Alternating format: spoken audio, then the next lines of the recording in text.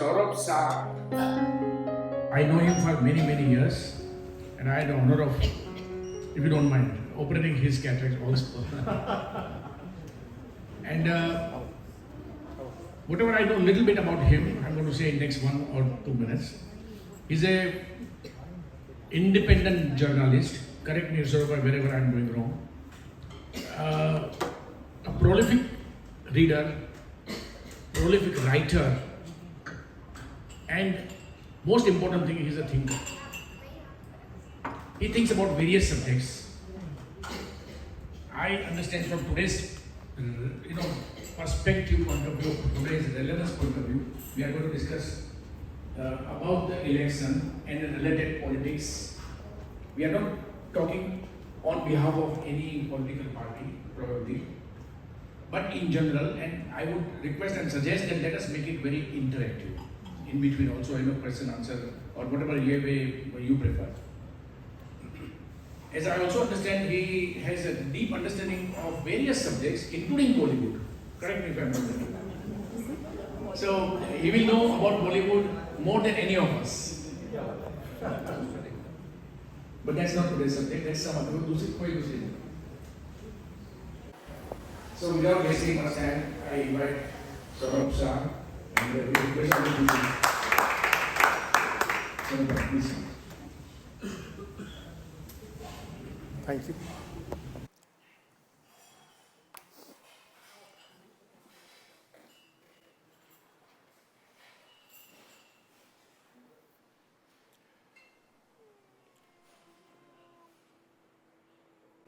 વચ્ચે તમને જ્યારે પણ મને ડિસ્ટર્બ કરવો હોય તો કરજો, કોઈ જ વાંધો નથી. ઇફ યુ ફીલ કે મારી ગુજરાતી તમને ભારે પડે છે તો હું સરળ ગુજરાતી કરીશ. તમને એવું લાગે તો હું હિન્દીમાં બી બોલીશ, નહીં તો ભાંગી તોડી અંગ્રેજીમાં પણ બોલીશ. અને હા, હમણાં થોડુંક એક ગુજરાતીમાં એક પ્રસ્તાવના બાંધું. મોરારી બાપુની એક કથા અત્યારે ચાલી રહી છે. તો ત્યાં પરમ દિવસે સ્વામી રામદેવ આવ્યા હતા. તો એક ભજન બાપુએ ગાયું અને એમાં કંઈક પંક્તિ આવતી હતી કે મેં ભાળ્યું. भाड़ू मीन्स देखा मैंने. तो बापू को लगा कि ये भाड़ू शब्द रामदेव जी शायद नहीं समझेंगे, तो इसलिए उन्होंने ट्रांसलेट किया रामदेव जी के लिए. भाड़ू माने जोयू. वो जोयू भी गुजराती ही है. तो मेरी हिंदी होगी तो कुछ कुछ मोरारी बापू जैसी होगी. सबसे पहले धन्यवाद डॉक्टर कुलीन कोठारी का. मेरे कम से कम 30 साल पुराने मित्र हैं और मेरा सौभाग्य है कि मुरारी बापू से लेकर शाहरुख खान तक के कैटरेक्ट उन्होंने किए हैं और बीच में मैं भी आ गया हूँ. मज़े की बात यह है कि 2019 में कुलीन भाई ने उनके बाबुलनाथ के घर पर ऐसी ही बैठक एक की थी इलेक्शन 2019 के ऊपर. पर वो जो बैठक थी वो रिजल्ट्स के बाद का सेलिब्रेशन की बैठक थी. ये शायद प्री सेलिब्रेशन की बैठक है. मतलब एक बाकी है. एक बाकी है.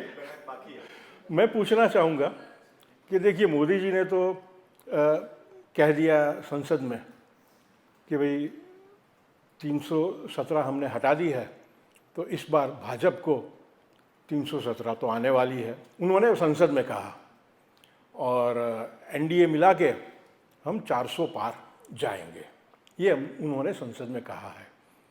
भाई यहाँ पे जितने मित्र हाजिर है जो बोलना चाहे, मैं बैटिंग नहीं ले रहा हूँ, लेकिन जो बोलना चाहे कि आपके हिसाब से बीजेपी की कितनी आ सकती है, नो इफ्स एंड बट्स, एक फिक्स फिगर कीजिए. मैं भी एक I am going to dare that बाद में. लेकिन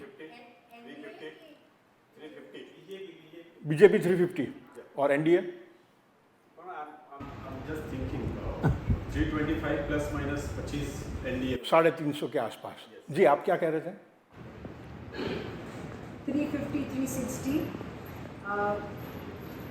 without NDA, maybe 390 with NDA. Okay 401 with ND. 401 with NDA 400 पार चलो 100%. 300 ओनली बीजेपी और NDA Another 26. अनदर 20 320 के आसपास. आप और कोई 380 plus 30. 350 plus 30. 350 प्लस 30 माने 380 के आसपास. आप 380 कंबाइन. और कोई है 350 for NDA, 320 plus 30. ओके. और कुलीन भाई आपकी 360 plus 40, 400. ओके. Oh, wow. वाह. It will not reach beyond 325 any combination. 325 के आगे नहीं जाएंगे NDA मिला के. ओके. माने 325 तो है ही है. India Shining 2004, Atal ji. Bihari Vajpayee and this. जी वो मैं जो 2004 का जो था इंडिया शाइनिंग वो मैंने सोचा है कि अगर कोई मुझे प्रश्न करेंगे तो मैं उनका जवाब दूंगा, नहीं करेंगे तो मैं अपने आप ही बोलूँगा, क्योंकि ये बहुत महत्व का ये सवाल है कि वहाँ पे उस वक्त जो ओवर कॉन्फिडेंस था सबका, हम लोग का भी ओवर कॉन्फिडेंस था ही उस वक्त, तो वो मैं टॉपिक लेने वाला हूँ. और कोई उस टाइम चाणक्य नहीं थे. जी 2004 में चाणक्य नहीं थे. सही बात है. अच्छा, मेरा जो आकलन है वो मैं अभी बताऊं या लेक्चर के बाद बताऊं? उसके पहले मैं एक पुराना एक वाकया मैं आपको कह दूं. 2019 के इलेक्शन के कुछ 2-3 महीने पहले एक कांदीवली में बहुत बड़ी सभा थी. कुछ 600-700 लोग थे, बड़ा सा मैदान जैसा था क्लब का.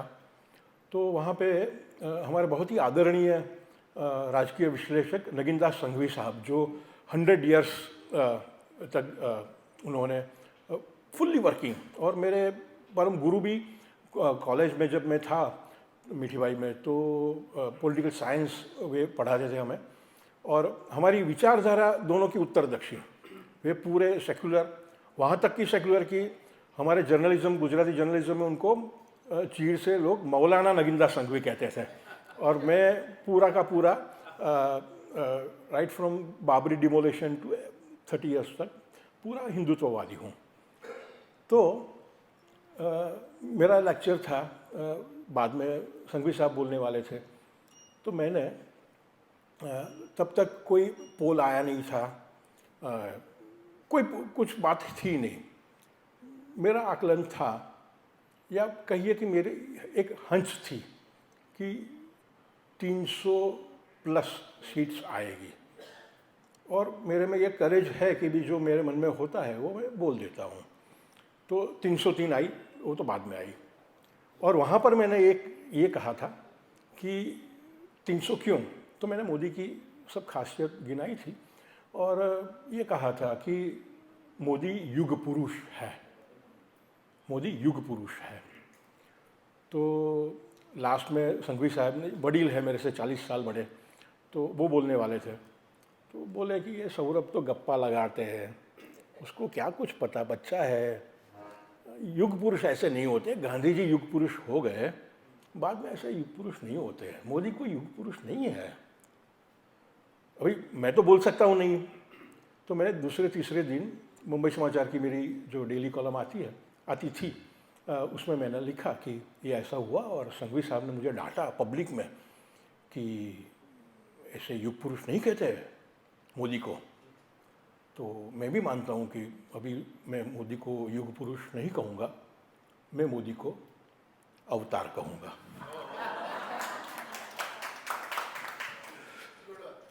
तो मैं ये आकलन जो मैं कर रहा हूँ उसके मैं रीजंस भी आपको दे दूँ.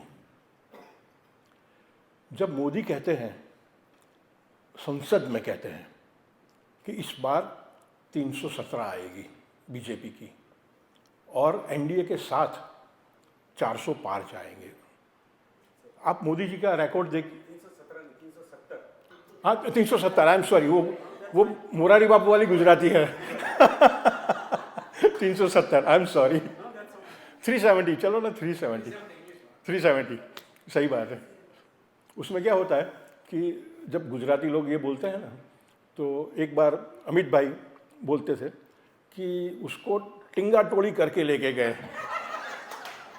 तो गुजराती लोगों की हिंदी भी अच्छी रहती है। 370।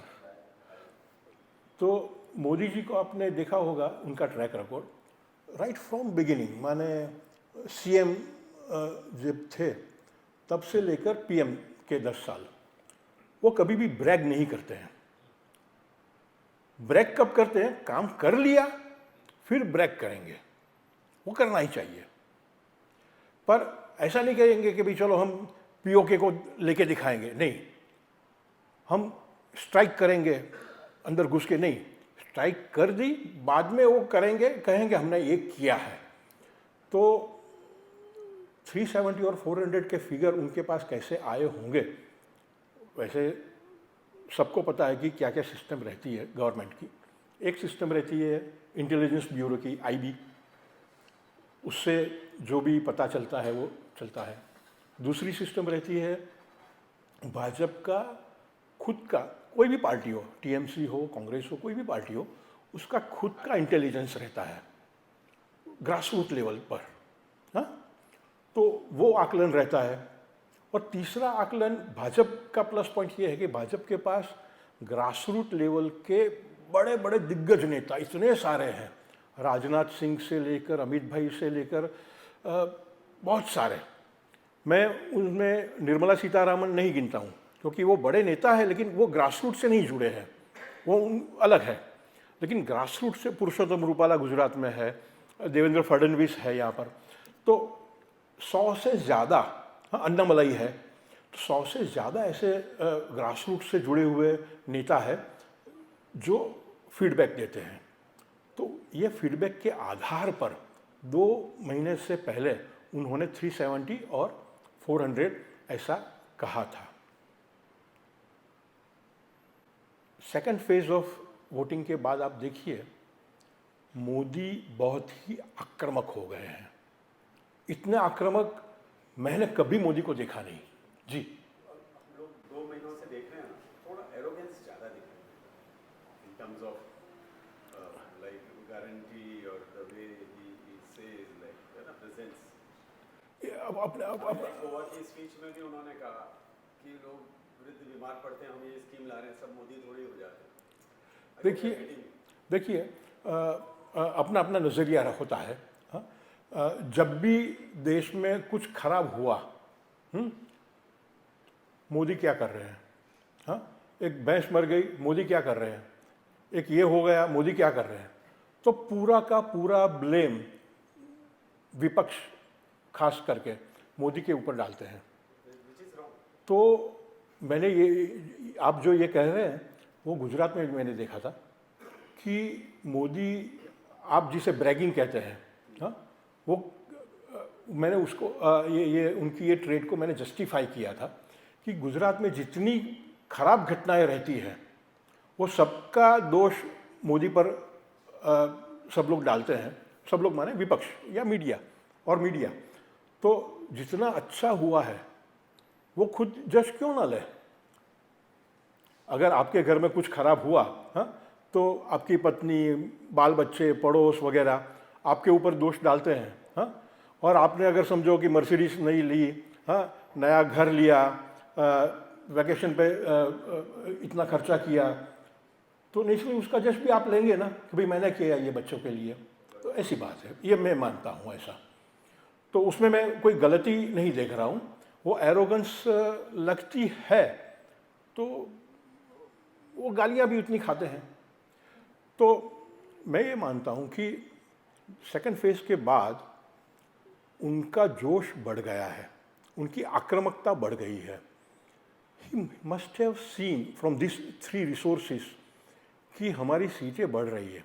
अभी किसी ने ये बोला नहीं है। Is it other way around, like because of the low percentage of voting and those Kejriwal and those timings and issues, people are at certain level feeling कि अरे अभी क्या देखो, you say your positives, then saying नहीं, negatives. ये क्या है So कि as a strategy, आप कौन सा आप सब जगह इंटरव्यू आते जा रहे होंगे. आप कौन सा मीडिया आप आइए ना यहाँ पे, आप कौन से मीडिया से एक्सपोज है उस तरह का आपका नज़रिया होगा, स्वाभाविक है।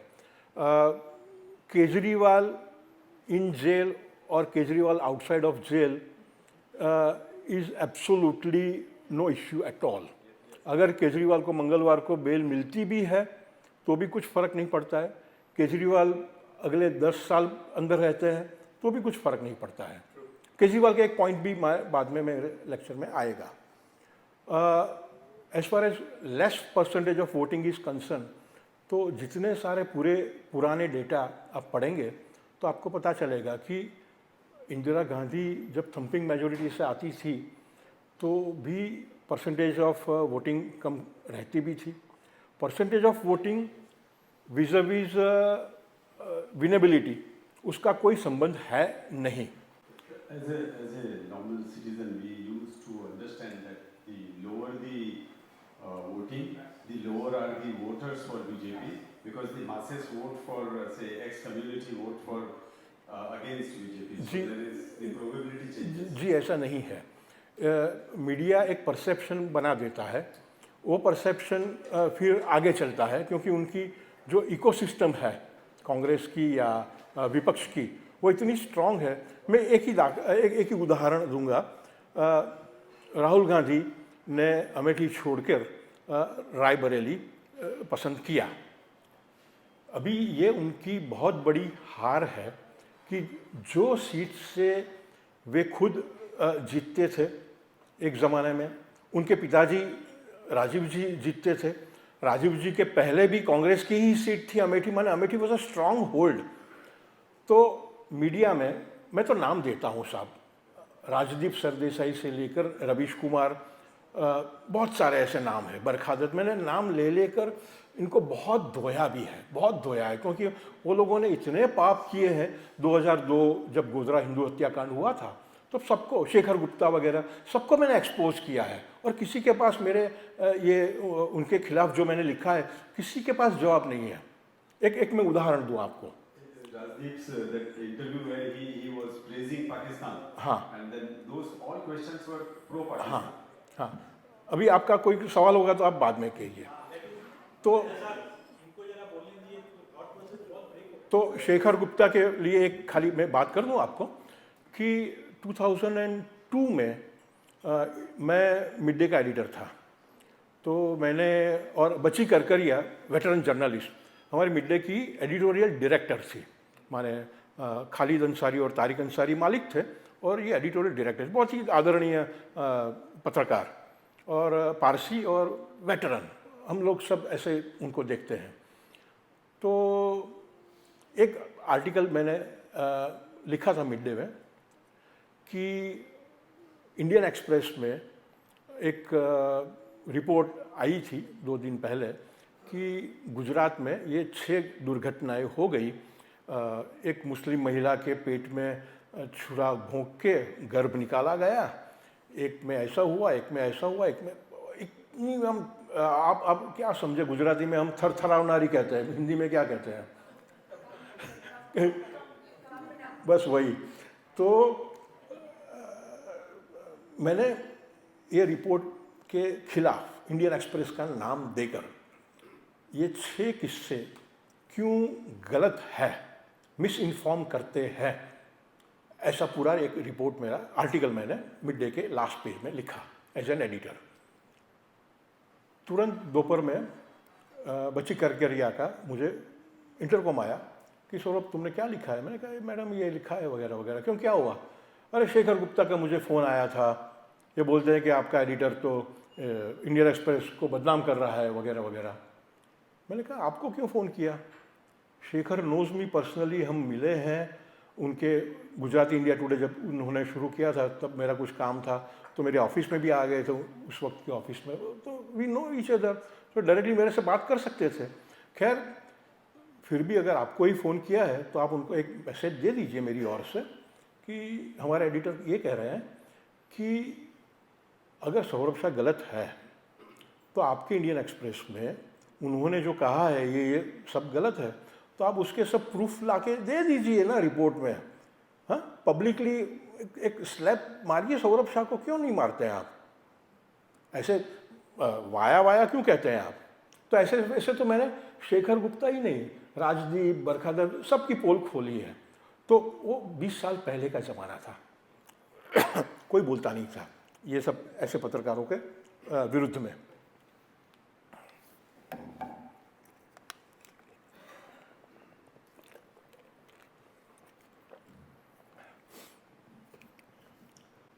तो अभी सेकेंड फेज के बाद मोदी जी का जो आक्रामक मिजाज आया है, कल ही ये एनालिसिस मैंने एक मित्र के सामने रखा, उनका फ़ोन आया था, एक्चुअली वो खुद भी आज आने वाले थे, तो उन्होंने ये जो सवाल है वही मुझे कहा कि आपको सौरभ क्या लगता है, मेरे बहुत ही निकट के मित्र हैं, आपको क्या लगता है कितनी आएगी? इतनी आएगी क्या? मैं तो मानता हूँ कि इतनी ही आएगी। मैंने कहा क्यों आपको? यार मैं ये बैट लगा रहा हूँ। तो मैंने कहा अगर आपको बैट लगानी है तो आराम से लगाइए, मैं वो फील्ड में हूँ ही नहीं, मेरा धंधा भी नहीं है और उतना पैसा भी नहीं है कि चलो 10, 15, 20, 25 लाख बैट में गंवा दिए तो कोई फ़र्क नहीं पड़ेगा मुझे। मैंने कहा 400 के करीब, माने 375 से 400, पर 400 के करीब बीजेपी आएगी और 425 प्लस एनडी आएगी, 425 प्लस एनडी आएगी। और ये मैं पब्लिकली कह रहा हूँ, माने अगर मैं गलत हुआ तो यूट्यूब पर मुझे गाली भी पड़ेगी, हुआ तो हुआ एनीवे, मैं एक प्रस्तावना के तौर पे एक आपको कह रहा हूँ कि एक कहा जाता है कि जो पत्रकार रहते हैं, जो मीडिया मैन रहते हैं, वो निष्पक्ष होने चाहिए, तटस्थ होने चाहिए। अब ये हाफ ट्रूथ है। हाफ ट्रूथ कैसे है? पत्रकारित्व के दो विभिन्न अंग हैं। पहला रिपोर्टिंग है, जो कुछ होता है वो आपके सामने रखने का। दूसरा है विश्लेषण का, एनालिसिस का, ओपिनियन का, कि ये जो हो गया उसको आप किस तरह देखते हैं। तो news and views, these are two parts of journalism, of media. News has to be unbiased, factual. जो कुछ हुआ है वही आप कहिए। यहाँ पे पंखा चल रहा है, अगर रिपोर्टिंग होगा तो हम ऐसा ही लिखेंगे ये पंखा चल रहा है, हम ऐसा नहीं रखेंगे नहीं ये पंखा तो बंद था, वो गलत रिपोर्टिंग हो गया। अच्छा, ये पंखे से मुझे ठंड लग रही है या नहीं लग रही है, वो अपना खुद का ओपिनियन हो गया।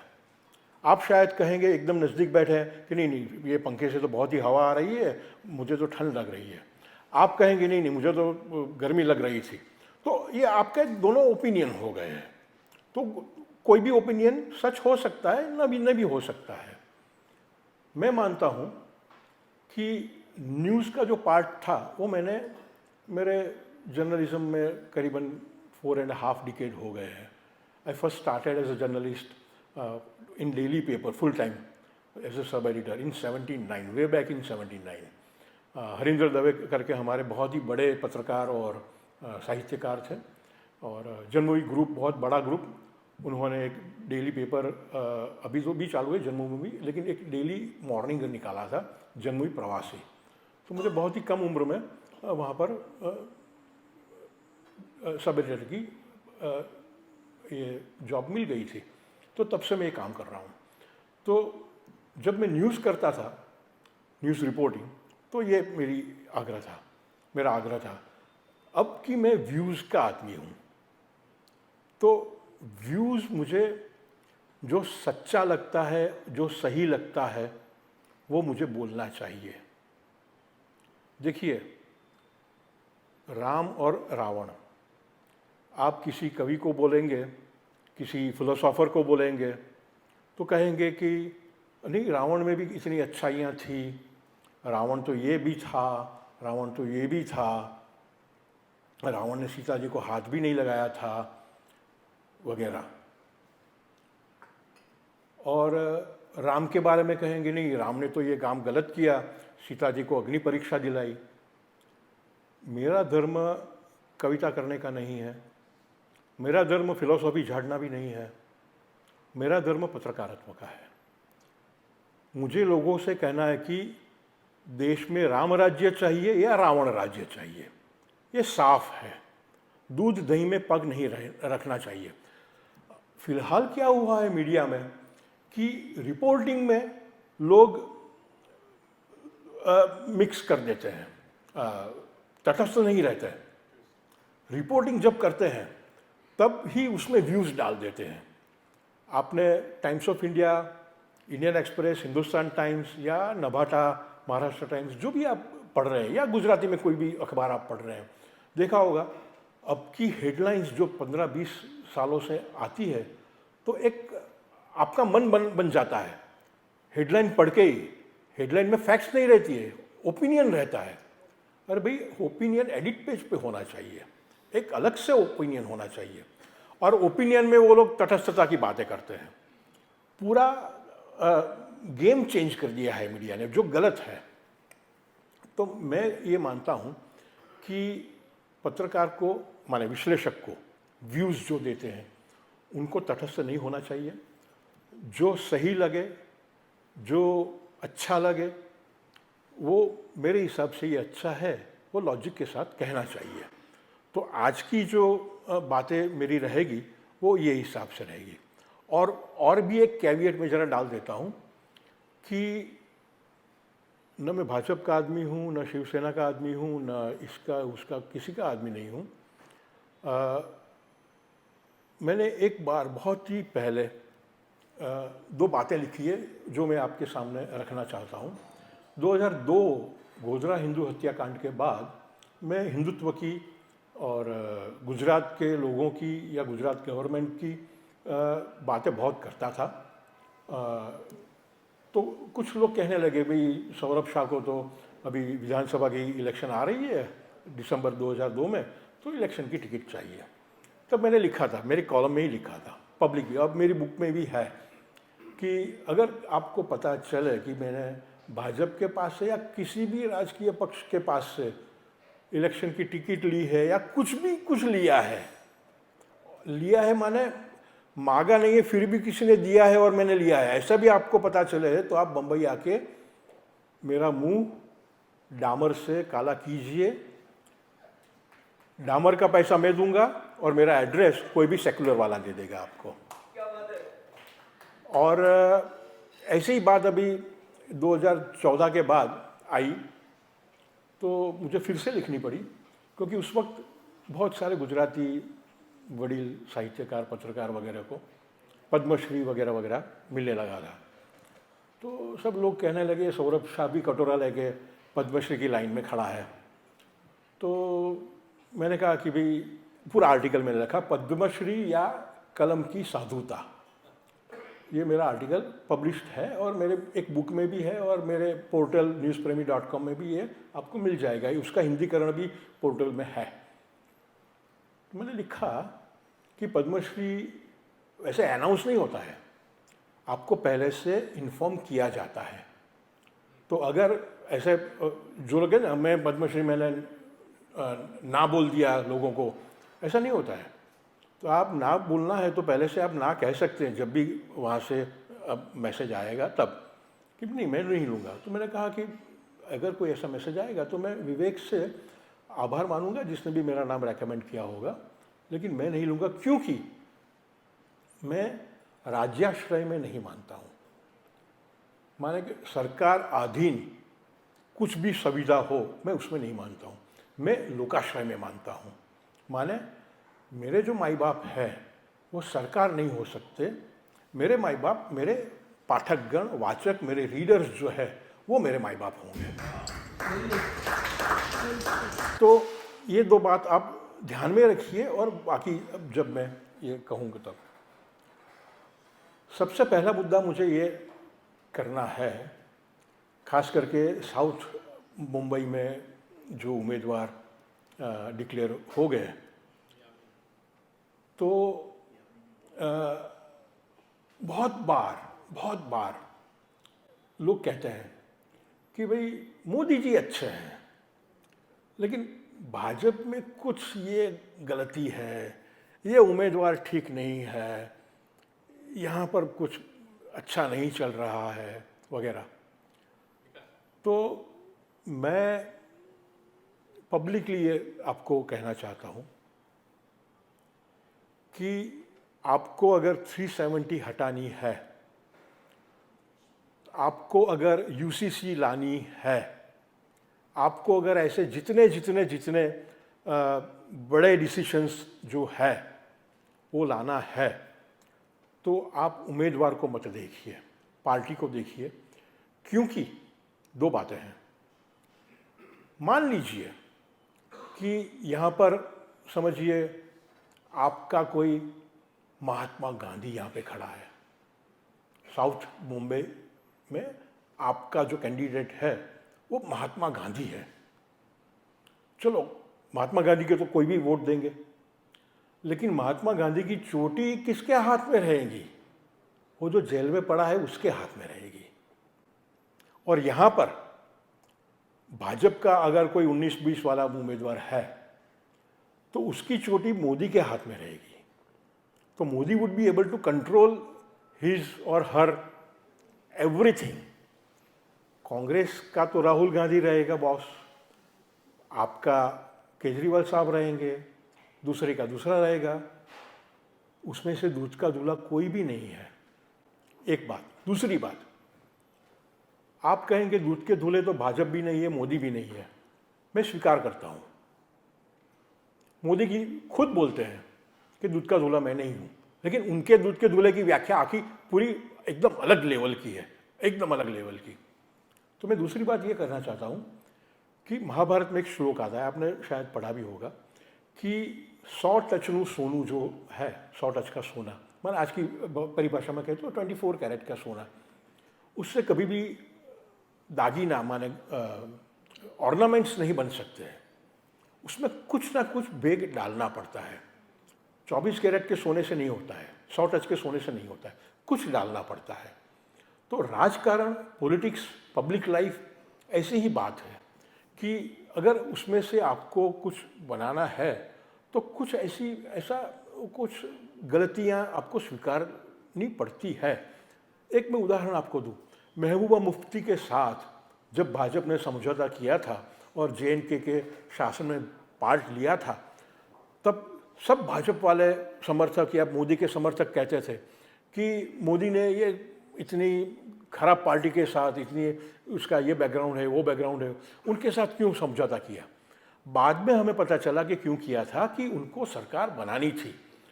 एक, सरकार अगर नहीं बनाएंगे तो वो अब्दुल्ला वाला लेके जाएगा, वो इससे ज़्यादा खराब होगी। दूसरा, अगर सरकार बनाई है तो वहाँ के ब्यूरोक्रेट्स ये वगैरह वगैरह, उनके साथ थोड़ा थोड़ा हमारा कम्युनिकेशन बढ़ेगा, हमें एंट्री मिलेगी। बाकी JNK में कभी भी एंट्री थी ही नहीं हिंदूवादी पक्ष की। तो ये दूर की जो दृष्टि है हम कभी भी समझ नहीं पाते हैं कभी कभी। तो उम्मीदवार पर मैं तो ये, कोई लोग कहते हैं कि आप MP या MLA के उम्मीदवार में ये बात ठीक है, कॉरपोरेशन के उम्मीदवार में तो कम से कम ये होना चाहिए। मैं कहता हूँ कि कॉरपोरेशन के उम्मीदवार में भी आप पार्टी देखिए, क्योंकि हमने 25 साल का शासन हमारी मुंबई कॉरपोरेशन में देख लिया है। उद्धव शिवसेना के जो थे, तो अगर 25 साल में ये उद्धव शिवसेना वाले लोग नहीं होते थे तो आज बम्बई कहाँ की कहाँ होती थी। वैसे भी अच्छी है, हमें बहुत प्यारी है सिटी, पर ये अगर करप्शन नहीं होता था तो इससे भी बहुत ही बढ़िया होती थी। तो मैं मानता हूँ कि कॉरपोरेशन हो या ग्राम पंचायत हो या कोई भी इलेक्शन हो एमपी तक की, तो उसमें उसका बॉस, अल्टीमेट बॉस कौन है, यही देखना चाहिए। बाकी की सब जो कुछ गड़बड़ी होगी वो सुधार लेंगे फिर। 2004 के साथ की जो कंपैरिजन थी, जब अडवाणी जी कहते थे कि शाइनिंग इंडिया, तो उन्होंने कहा भी था कि मैं गलत साबित हुआ हूँ। मैंने रेमंड की एड में ये शाइनिंग शब्द लिया था, तो मैंने शाइनिंग इंडिया ऐसा बनाया था स्लोगन। देखिए 2004 और 2024 ज़मीन आसमान का अंतर है। कुछ मुद्दे मैं कह दूँ आपको। 2004 में भाजपा के साथ कुछ 19 या 21 ऐसे साथी पक्ष थे एनडीए में। तो वो कैसी रेस थी कि एक दूसरे के एक एक पांव बांध के जो रेस चलती है, तो ऐसे 22-23 लोग दौड़ते थे। तो वो रेस हम कभी भी जीत नहीं सकते थे, कुछ भी करके सरकार चलानी थी। तो जितने भी निर्णय लेने थे, तो और 3-4 पक्ष तो ऐसे थे जो वाजपेयी जी और अडवाणी जी को ब्लैकमेल करते थे एनडीए में रह के। तो अच्छा, दूसरी बात थी कि बहुत महत्व की बात कि कुशासन कैसा होता है वो वोटर्स ने अपने नज़दीक के पास्ट में, भूतकाल में देखा ही नहीं था कि सच्चा कुशासन कैसा रहता है। तो वो हमने 2004 से 2014 तक के मनमोहन सिंह, जो भी वो पपेट थे सोनिया जी के, तो देख लिया कितना करप्शन था, कितना क्या था, उसकी भी थोड़ी बात मैं करूँगा। तो ये देख लिया है। तीसरी बात, वाजपेयी जी ने अपने जो लिमिटेशंस थे वो हिसाब से न तो वो 370 हटा सके थे, न वो राम मंदिर के लिए एक माहौल बना सकते थे। राम मंदिर का जजमेंट सुप्रीम कोर्ट ने दिया है, लेकिन माहौल बनाया है मोदी और उनके आसपास के लोगों ने माहौल बनाया है। और इसीलिए सुप्रीम कोर्ट का जजमेंट आने के बाद न कुछ रायट हुआ है, न कुछ दंगे हुए हैं, कुछ नहीं हुआ, और राम मंदिर बन भी गया है। एयर स्ट्राइक किसी ने सोचा भी नहीं था कि हम ऐसा कर सकते हैं। तो ये हमें हमारी खुद की ताकत लगती है, इंडिविजुअल वोटर की ताकत लगती है कि हम ये कर सकते हैं। हम तो ये भी गौरव लेते हैं कि अभी गार्डियन में एक न्यूज़ आई थी, दूसरे किसी में भी एक न्यूज़ आई थी कि पाकिस्तान में जाके हमने 20 आतंकवादियों को ठोक दिया है। ऑफिशियली कोई नहीं कहता है, बराबर है, लेकिन हम फिल्मों में देखते थे, हाँ, हॉलीवुड की फिल्मों में कि CIA ने ऐसा किया, MI6 ने ऐसा किया, वो किया। हम लोग ऐसा कर सकते हैं, ऐसा किसी ने सोचा भी नहीं है। अभी हॉलीवुड की फिल्म रॉ के ऊपर बनेगी, अभी ऐसी बात है। तो 2004 और 2024 में ये इतना फ़र्क है। 2024 में आर्थिक प्रगति, उसकी बात मैं लेटर करता हूँ, जो हुई है, तो वो अब पिछले 5 साल में 2004 के पहले के 5 साल में उतनी आर्थिक प्रगति भी नहीं हुई थी। ये पिछले 10 साल में जो आर्थिक प्रगति हुई है, तो वो हम सब ने देखी है, उसके फल भी हमने टेस्ट किए हैं।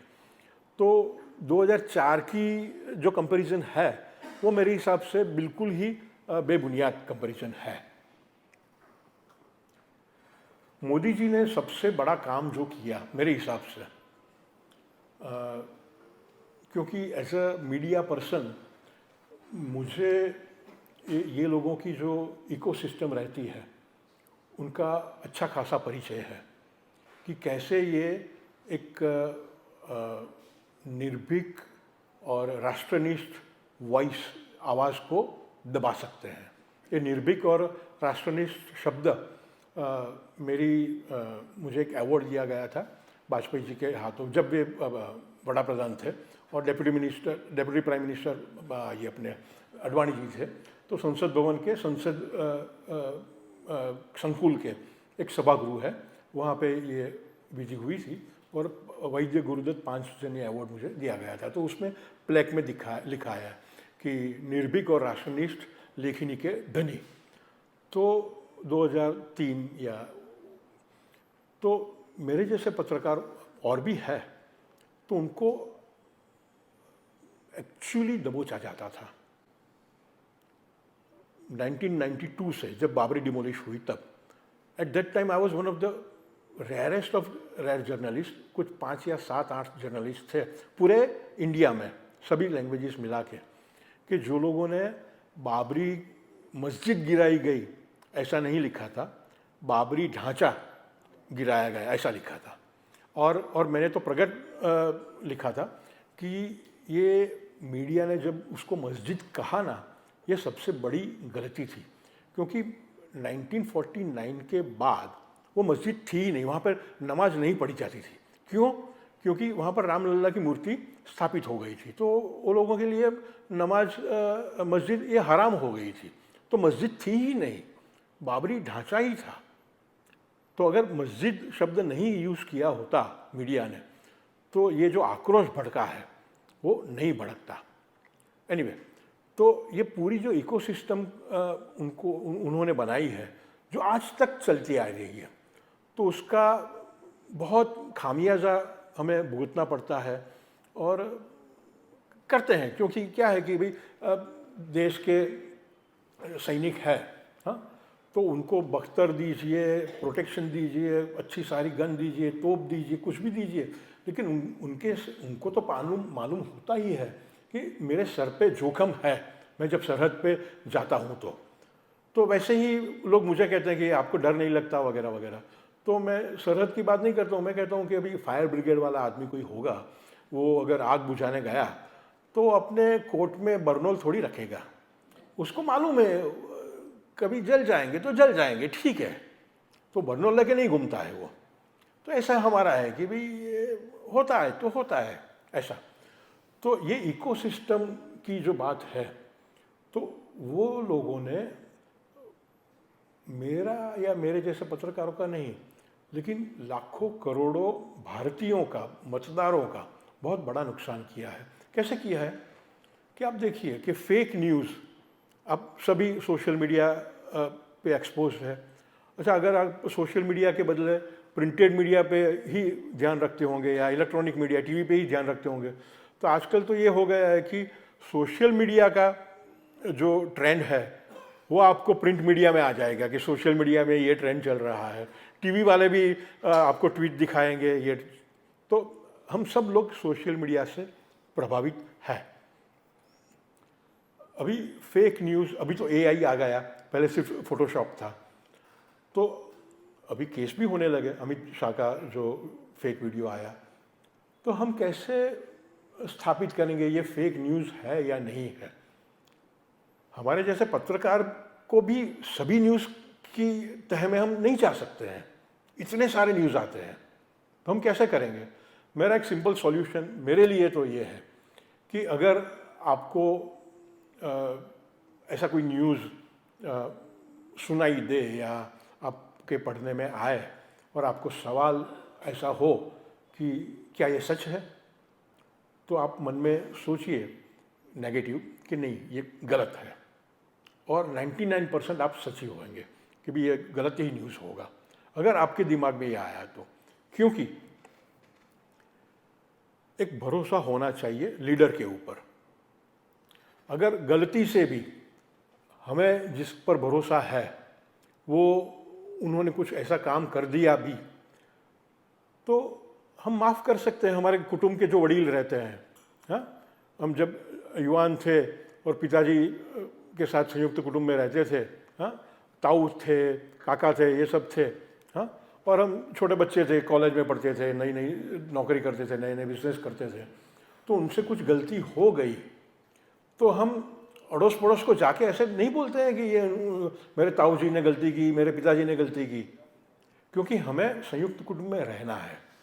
तो ऐसे ही ये भरोसे के साथ चलिए, क्योंकि ये भरोसा तोड़ने के लिए ये सोशल मीडिया बहुत ही एक्टिव है।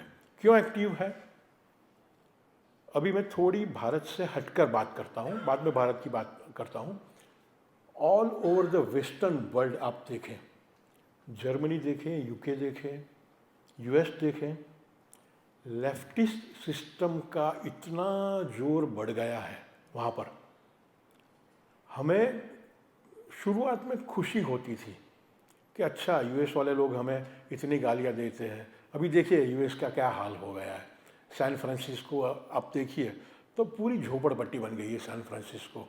कैलिफोर्निया में तो लॉ है, ऑफिशियल स्टेट लॉ है कि $975 के नीचे की अगर लूट हुई कोई भी मॉल में या शॉप में, तो वो पुलिस उसमें कोई काम आएगी ही नहीं।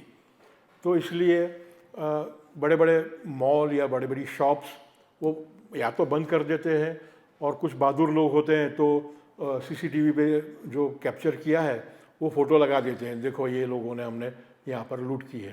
लेकिन वहाँ पे ब्लैक लाइफ मैटर्स ये वगैरह जो सब कैंपेन वगैरह चलती है, तो सोशल इक्वालिटी तो हम भी मानते हैं। हमारे भारत में सोशल इक्वालिटी पहले से चली आ रही है।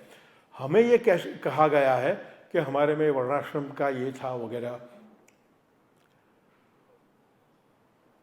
सती प्रथा और दूध पीती, इसमें ये मैं बात कर दूं आपको कि लेफ्टिस्ट लोगों ने जो इतिहास लिखा हमारा नेहरू के आने के बाद, क्योंकि हमारे शिक्षण प्रधान थे मौलाना आज़ाद, तो और पंत प्रधान बड़ा प्रधान थे हमारे तो नेहरू जी थे।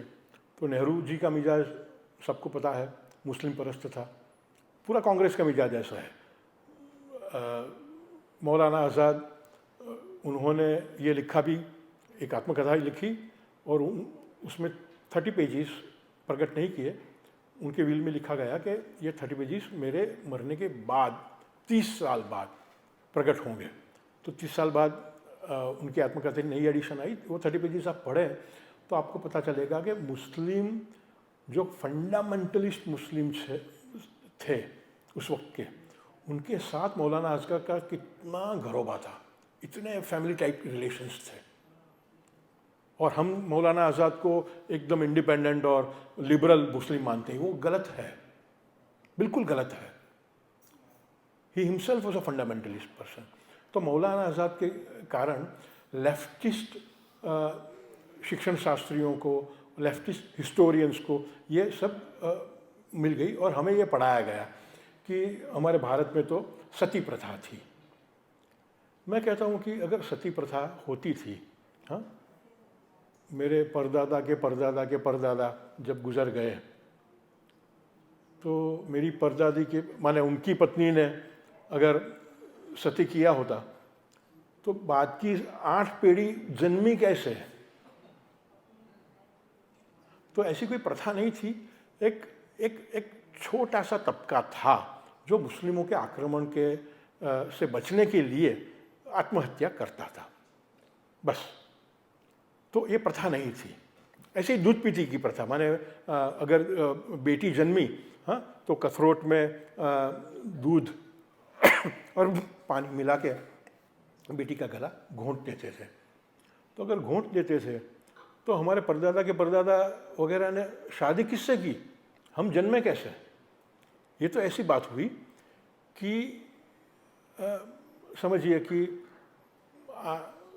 2023 में बॉम्बे पुलिस के रिकॉर्ड में अगर आप पढ़ेंगे तो आपको पता चलेगा कि कुछ समझो कि 700 पाकिटमारी के किस्से दर्ज हुए हैं, हाँ, 2 डज़न खून हुए हैं, हाँ, घरफोड़ी के 100 किस्से हुए हैं।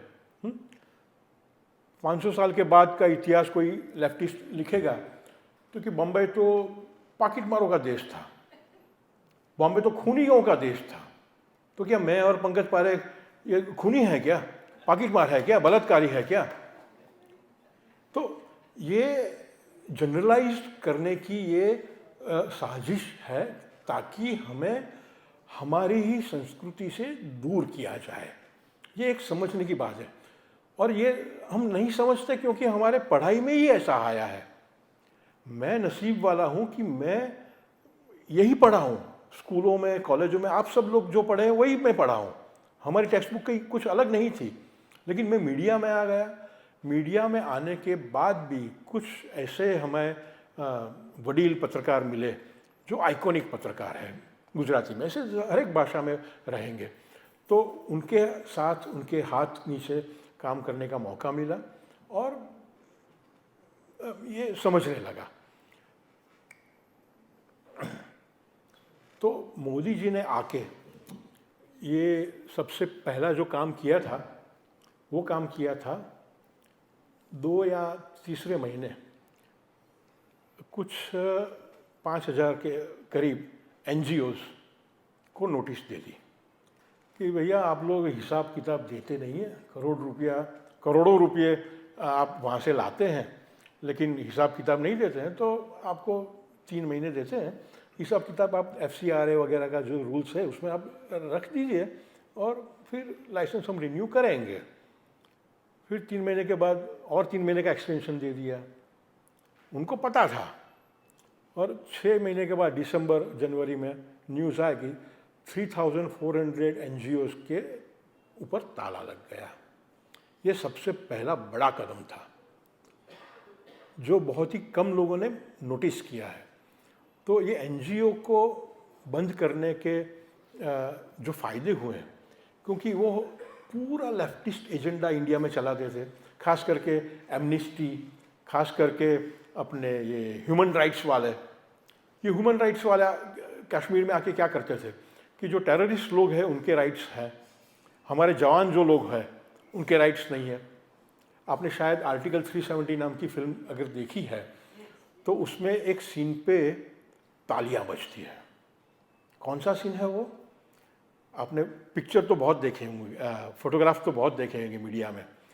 जब हमारे जवान को घेर लिया गया था, पत्थर मार जो थे, तो उन्होंने एक लीडर को पकड़ के अपनी जीप के आगे बांध दिया था ताकि कोई पत्थर ना मार सके और हम निकल सके। उस वक्त ये मीडिया वालों ने बहुत ही क्रिटिसिज्म किया था, राजदीप वगैरह से जो लोगों ने, कि ये कैसा, ये तो इनह्यूमन है वगैरह। लेकिन आप तालियां जब सुनते हैं थिएटर में तब आपको पता चलता है कि भारत की जो जनता है वो किस तरफ है। तो ये NGO के बाद जो दूसरा मुद्दा जो आता है इकोनॉमी का, देखिए साहब, एक मीडिया में चला है कि हमें पुराने भाव में गैस दीजिए, LPG गैस। 400 रुपया था मनमोहन सिंह के राज में और अभी 1200 रुपया हो गया है। हालांकि यहाँ पे जब लोग किसी को कुछ फ़र्क नहीं पड़ता है, क्योंकि 400 रुपया हो या 1200 हो या 2200 हो, कुछ फ़र्क नहीं पड़ता है, पर ये गलत है। अभी एक मुझसे भिड़ गया था ट्विटर पे, तो वो बोले सौरभ साहब आप तो पत्रकार हैं, आप आवाज़ क्यों नहीं उठाते? तो मैंने कहा ये स्क्रीनशॉट है नीचे, आप देख लीजिए, और ये साइट का एड्रेस है, इंडियन ऑयल कॉरपोरेशन की ऑफिशियल वेबसाइट का एड्रेस है। और उसमें से मैंने स्क्रीनशॉट निकाल के दिए थे, 2014 में क्या भाव थे, 2023 में क्या भाव थे। 2023 में कुछ 15 या 20 रुपये कम थे LPG के। तो ये जो झूठ रिपीटेडली कहा जाता है तो उसकी असर होती है, हमारे दिमाग में होती है। क्योंकि क्या है, अपनी एक पुरानी कहावत है कि भाई एक आदमी जा रहा था, उसके कंधे ऊपर कुत्ता बकरी थी, तो लोगों ने कहा नहीं ये तो कुत्ता है, आप छोड़ दीजिए। तो वो बहुत पुरानी वो कहानी है। तो हमारे कंधे पे रखा हुआ बकरा कुत्ता है, ऐसे अगर हम 100 बार अलग अलग लोगों से हम सुनते हैं, और ख़ास करके हमारे नज़दीक वाले लोगों से जो हमारे पर्सनल व्हाट्सएप ग्रुप में रहते हैं, वो लोग फॉरवर्ड कर देते हैं, तो हमारे दिमाग में ऐसा हो जाता है कुछ तो होगा ना, इतना आग, इतना धुआं है तो कुछ तो आग लगी होगी। नहीं, ये कृत्रिम धुआं है, आग है ही नहीं। अच्छा,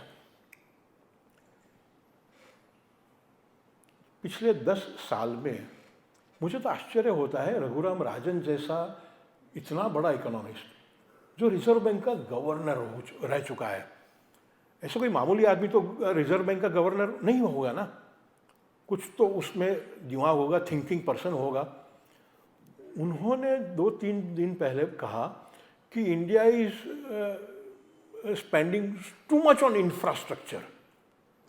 अरे इंफ्रास्ट्रक्चर तो देश की जान है, और इंफ्रास्ट्रक्चर पे खर्चा करते हैं तो दूसरे जो क्षेत्र हैं, कृषि है या एजुकेशन है या हेल्थ है, तो वहाँ से पैसे निकाल के नहीं करते हैं।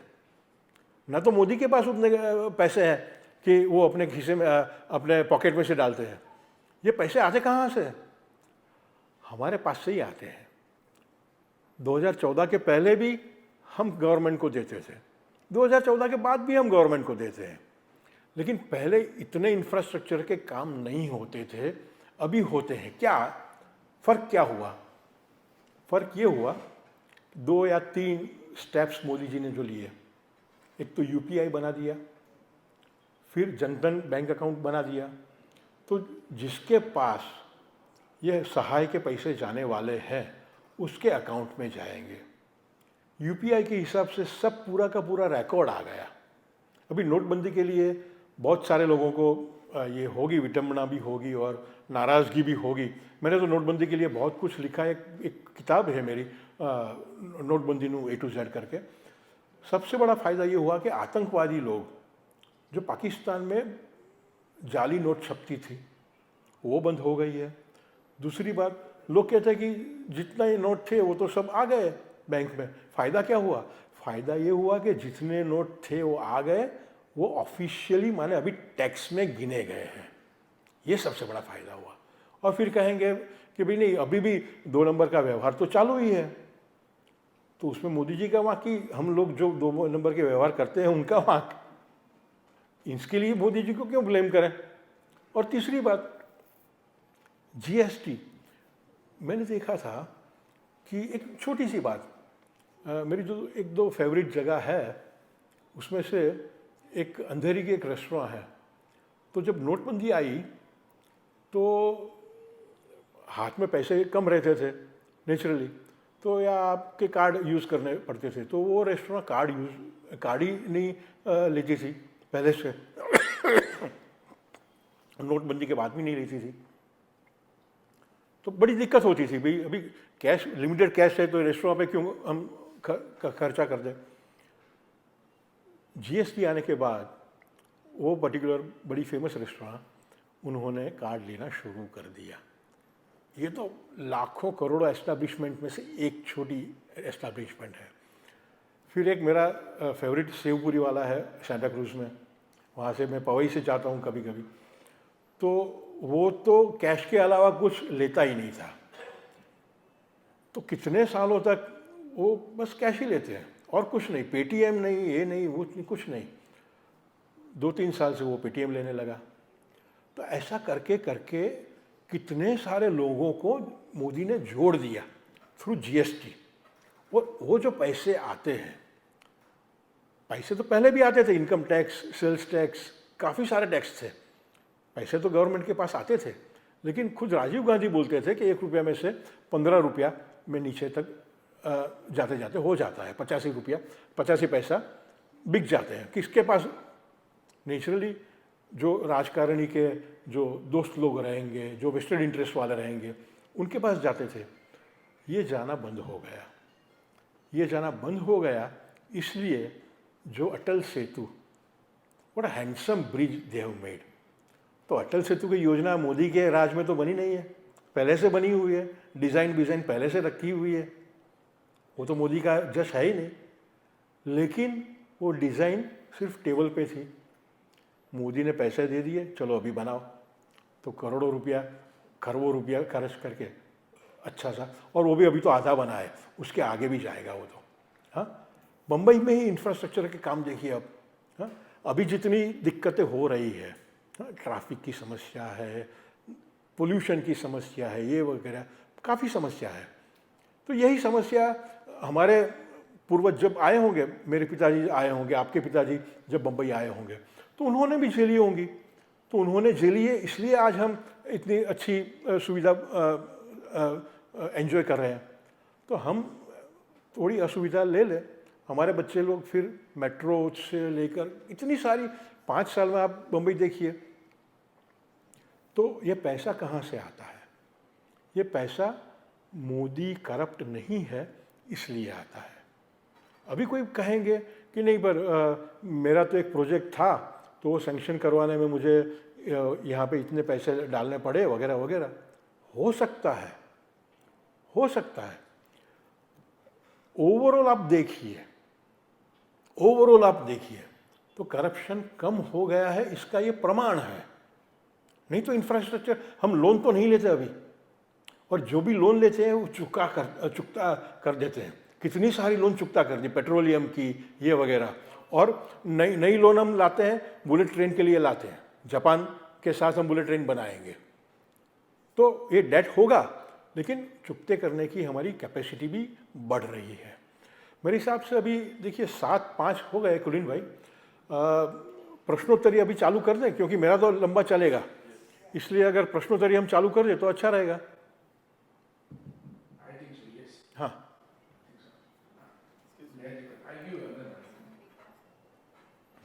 जी। Yeah, I had a question like we all know. Mike We all know the. अभी मैं एक विनंती करूंगा, अगर आपको दिक्कत न हो तो आप अपना नाम और एक सेंटेंस में आप जो प्रोफेशन में है वो जरा, तो मज़ा आएगा। प्लीज़, अगर आपको दिक्कत ना हो तो। मेरा नाम निहाल डड्डा, मैं डॉक्टर साहब का पड़ोसी हूँ बी टावर में। I am into natural diamonds and I am into मेरा एक क्वेश्चन है कि ये हम सब समझते हैं देश के हित में क्या है और क्या अचीवमेंट्स हुए हैं, and not going into the certain paradoxical decisions like GST. विधानसभा गुजरात में अपोज किया था जब चिदम्बरम ने आइडिया टोस्ट करी थी। Gujarat said we will not will etcetera.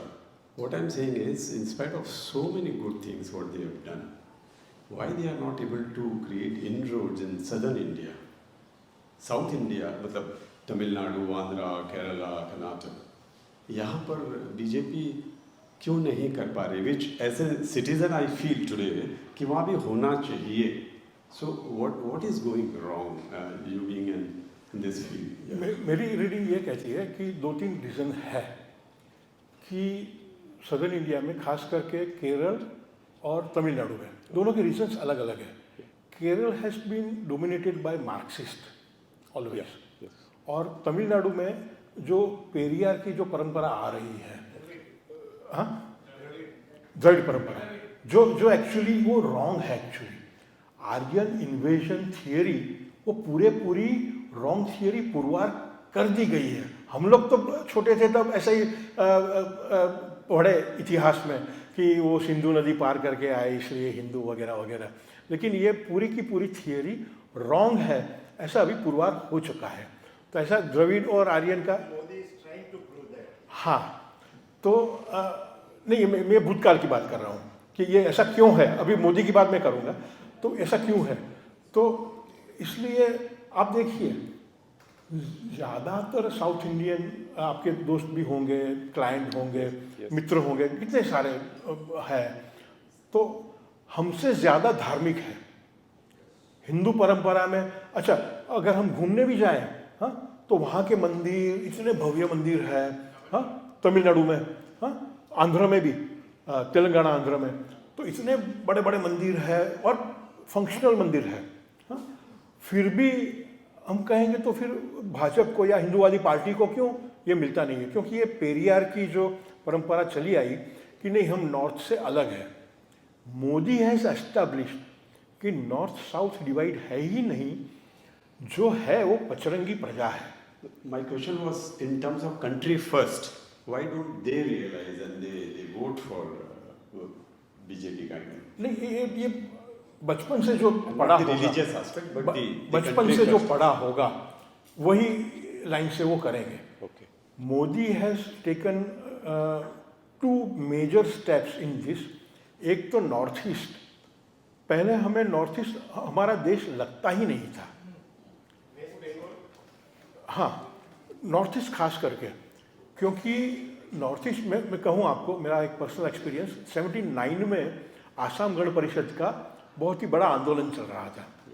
तो आसाम की जो भी कुछ न्यूज़ आइटम आती थी तो वो, since I was the junior most sub editor in Janmabhoomi Pravasi daily paper, तो मैं 19 साल का लड़का था, तो आसाम की कोई गिनती थी ही नहीं.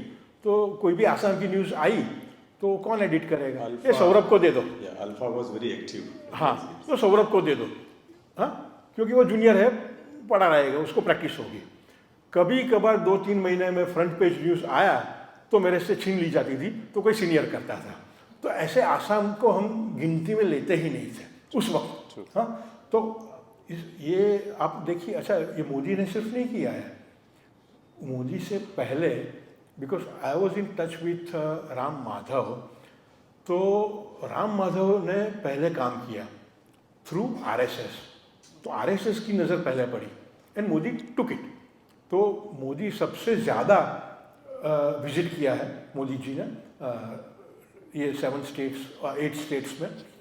तो और दूसरा ये साउथ में कि काशी और तमिलनाडु का जो अभिन्न संबंध है, अटूट संबंध है, वो एस्टैब्लिश किया.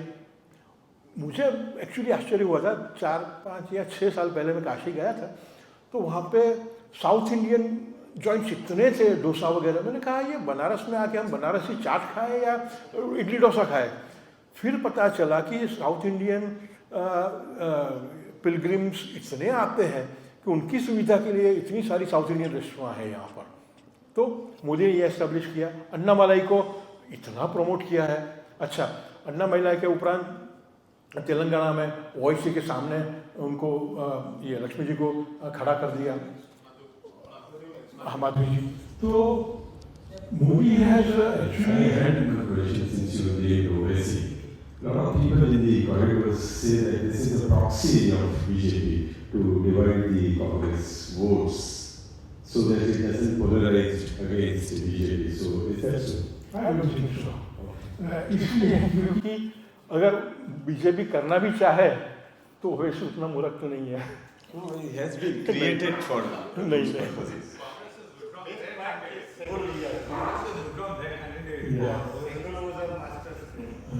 आप कह रहे थे माइक आपने. 4th of June probably will answer some of your apprehensions. The reason is they say that BJP will end up as the largest party in South.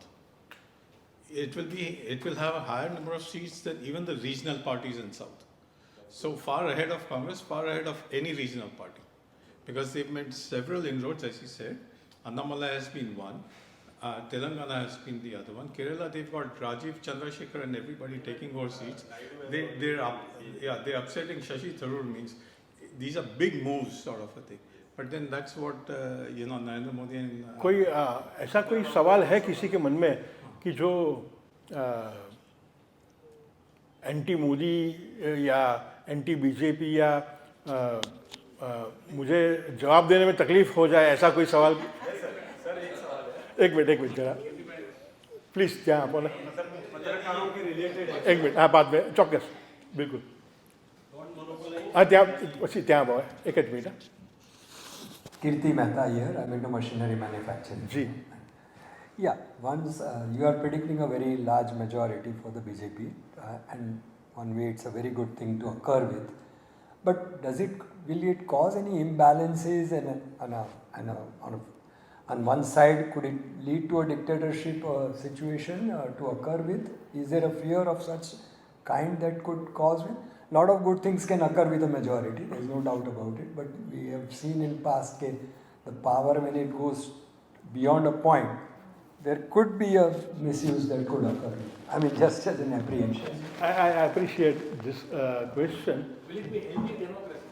हाँ, देखिए, मोदी की तो ऐसी कोई ट्रेट है नहीं। नेहरू जी की जो थी या इंदिरा जी की जो थी, उनका तो इतिहास, इंदिरा जी का तो हमने देखा है इमरजेंसी दौरान। तो इमरजेंसी की एक अगर आपको इंटरेस्ट हो तो कुमी कपूर जो बड़ी जर्नलिस्ट है, उन्होंने एक द इमरजेंसी करके एक किताब लिखी है, पेंगुइन ने पब्लिश की है। अगर आपको इंटरेस्ट हो तो इंग्लिश में पढ़िए, और अगर गुजराती में पढ़नी है तो मैंने गुजराती में ट्रांसलेट की है, तो गुजराती में पढ़िए। लेकिन इंग्लिश में पढ़ेंगे तो ज़्यादा मज़ा आएगा, क्योंकि वो ओरिजिनल फ्लेवर उसमें है। तो कुमी कपूर की द इमरजेंसी, पूरा बैकग्राउंड इमरजेंसी का दिया है, बहुत ही बढ़िया बुक लिखी है। तो मोदी जी की तो ऐसी ट्रेट है नहीं। ज़्यादा सीट्स लेकर दो बात है।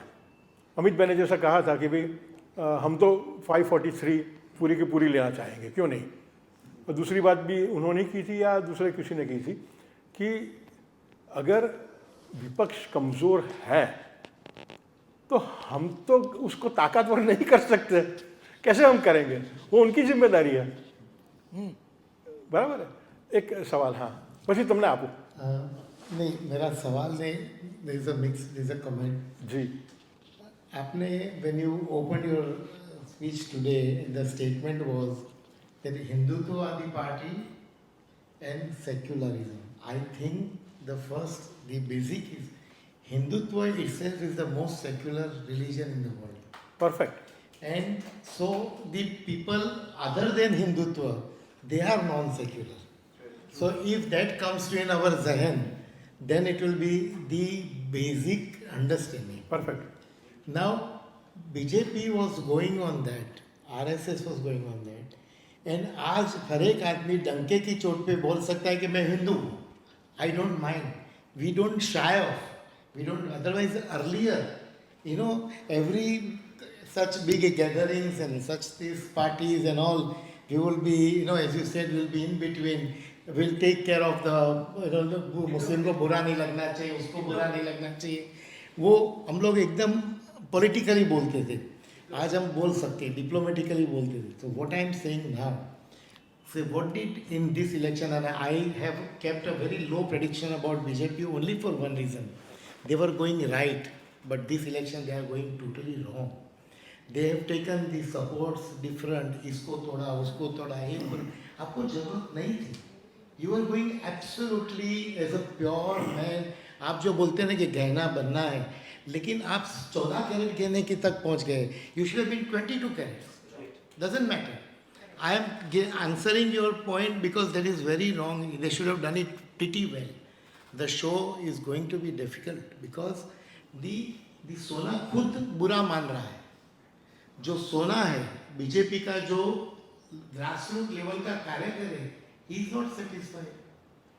मैं ऐसी जब बात आती है सोशल मीडिया में, जरा ત્યાં આપજો ને, છેક પાછા हमने हाथ ऊँचा करो ना, हमने आपको,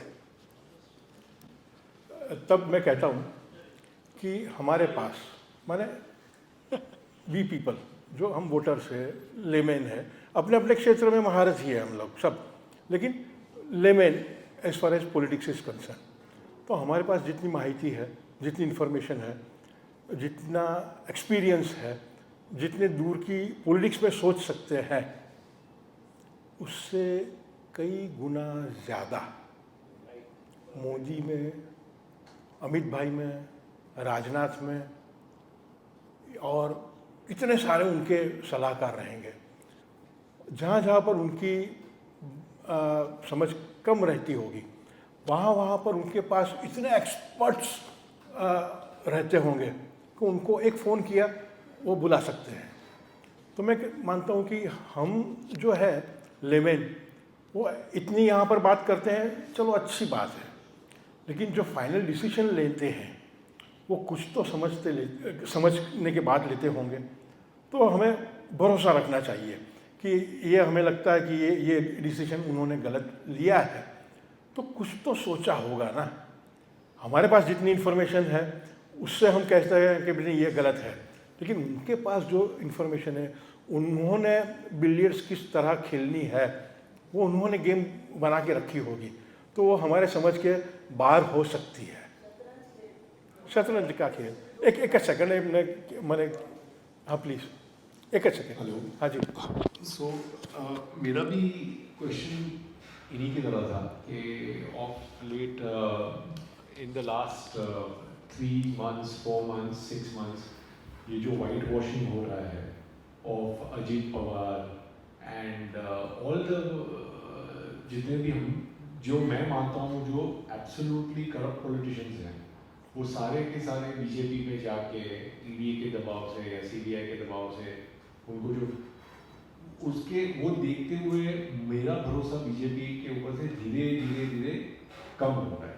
बट ऑफ कोर्स जो आपने उनको कहा कि ठीक है उन लोगों ने कुछ सोच समझ के किया रहेगा, राइट, तो वो जवाब आप मुझे भी दे सकते हो। बट ऑनेस्टली अगर election is a voting thing, then I can tell you that after being a staunch BJP supporter, for the first time I find myself lacking faith because of the recent activities that have been going on in कि भाई कुछ भी करके हमको seat पार करनी है, right? So I am somewhat in agreement with the gentleman ahead of me. देखिए, अगर आपको यूनिफॉर्म सिविल कोड लाने में श्रद्धा है, ये देश शरिया से नहीं चलेगा। ये देश में वक्फ बोर्ड नहीं होना चाहिए। ये देश में जैसे मनमोहन सिंह ने कहा था कि ये देश के रिसोर्सेज पर, संसाधनों पर मुस्लिमों का पहला हक है, ये बात से आप विरुद्ध ये गलत मानते हैं ये बात को, तो आपने जो भी कुछ कहा वो आपके मन में अगर हो भी तो आपको साइड पर रख देना चाहिए, क्योंकि अगर वही बात आप मन में रखेंगे तो विकल्प क्या है? मेरा विकल्प तो Arvind Kejriwal as a PM है नहीं। मेरा विकल्प राहुल गांधी करती नहीं, ममता बिल्कुल नहीं, लालू या उनके बच्चे बिल्कुल नहीं, क्योंकि अगर ये लोग आ गए, आने वाले ही नहीं है, लेकिन अगर वो लोगों के पास इतनी सत्ता आई तो हमने देखा है वेस्ट बंगाल में क्या होता है। इससे बेहतर अगर कंपैरिजन आप करें कि who is less evil, Ajit Pawar corruption या मुमताज एंटी हिंदू स्टैंस जो बांग्लादेशियों को सिटीजन्स बनाती है, जो रोहिंग्यास को बसाते हैं, दोनों में से कम एविल कौन सा है? तो मैं ये मानता हूँ, सॉरी टू से, कि जब हम बात करते हैं कि ये करप्ट आदमी को यहाँ पर रख दिया, ये ब्रिजभूषण जैसे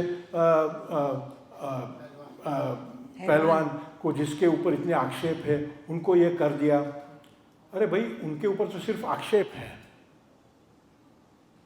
कोई आक्षेप पुरवार नहीं हुआ है, उनको बेल नहीं मिली है क्योंकि केस ही नहीं है।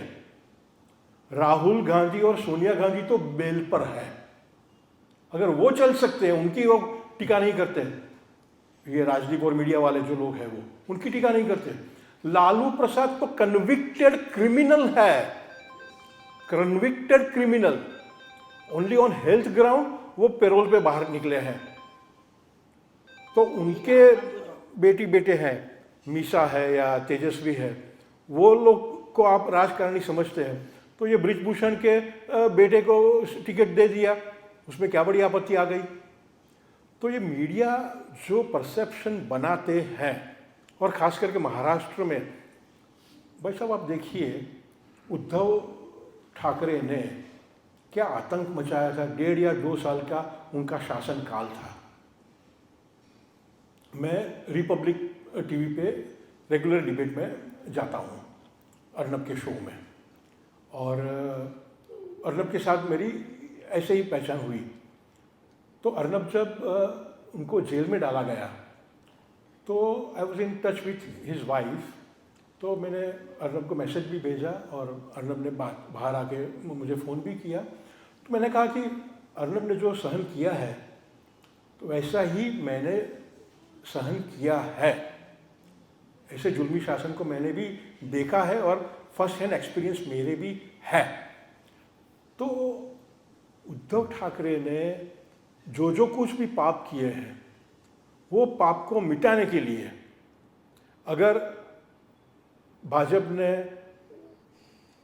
शिवसेना में पूरी दरार लाके एकनाथ शिंदे को अलग कर दिए, फिर एकनाथ शिंदे की कुछ शर्त होंगी कि इसलिए ये पद्मिनी है या दूसरे लोग हैं तो कैंडिडेट आ गए, फिर अजित पवार उद्धव ठाकरे को पावरफुल न करें इसलिए अजित पवार को साइड में कर दिया।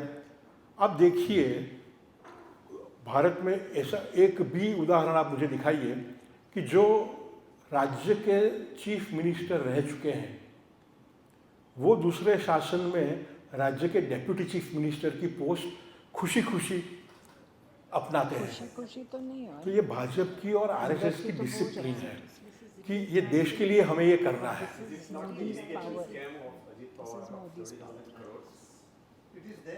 It is. That's what he is becoming deputy CM.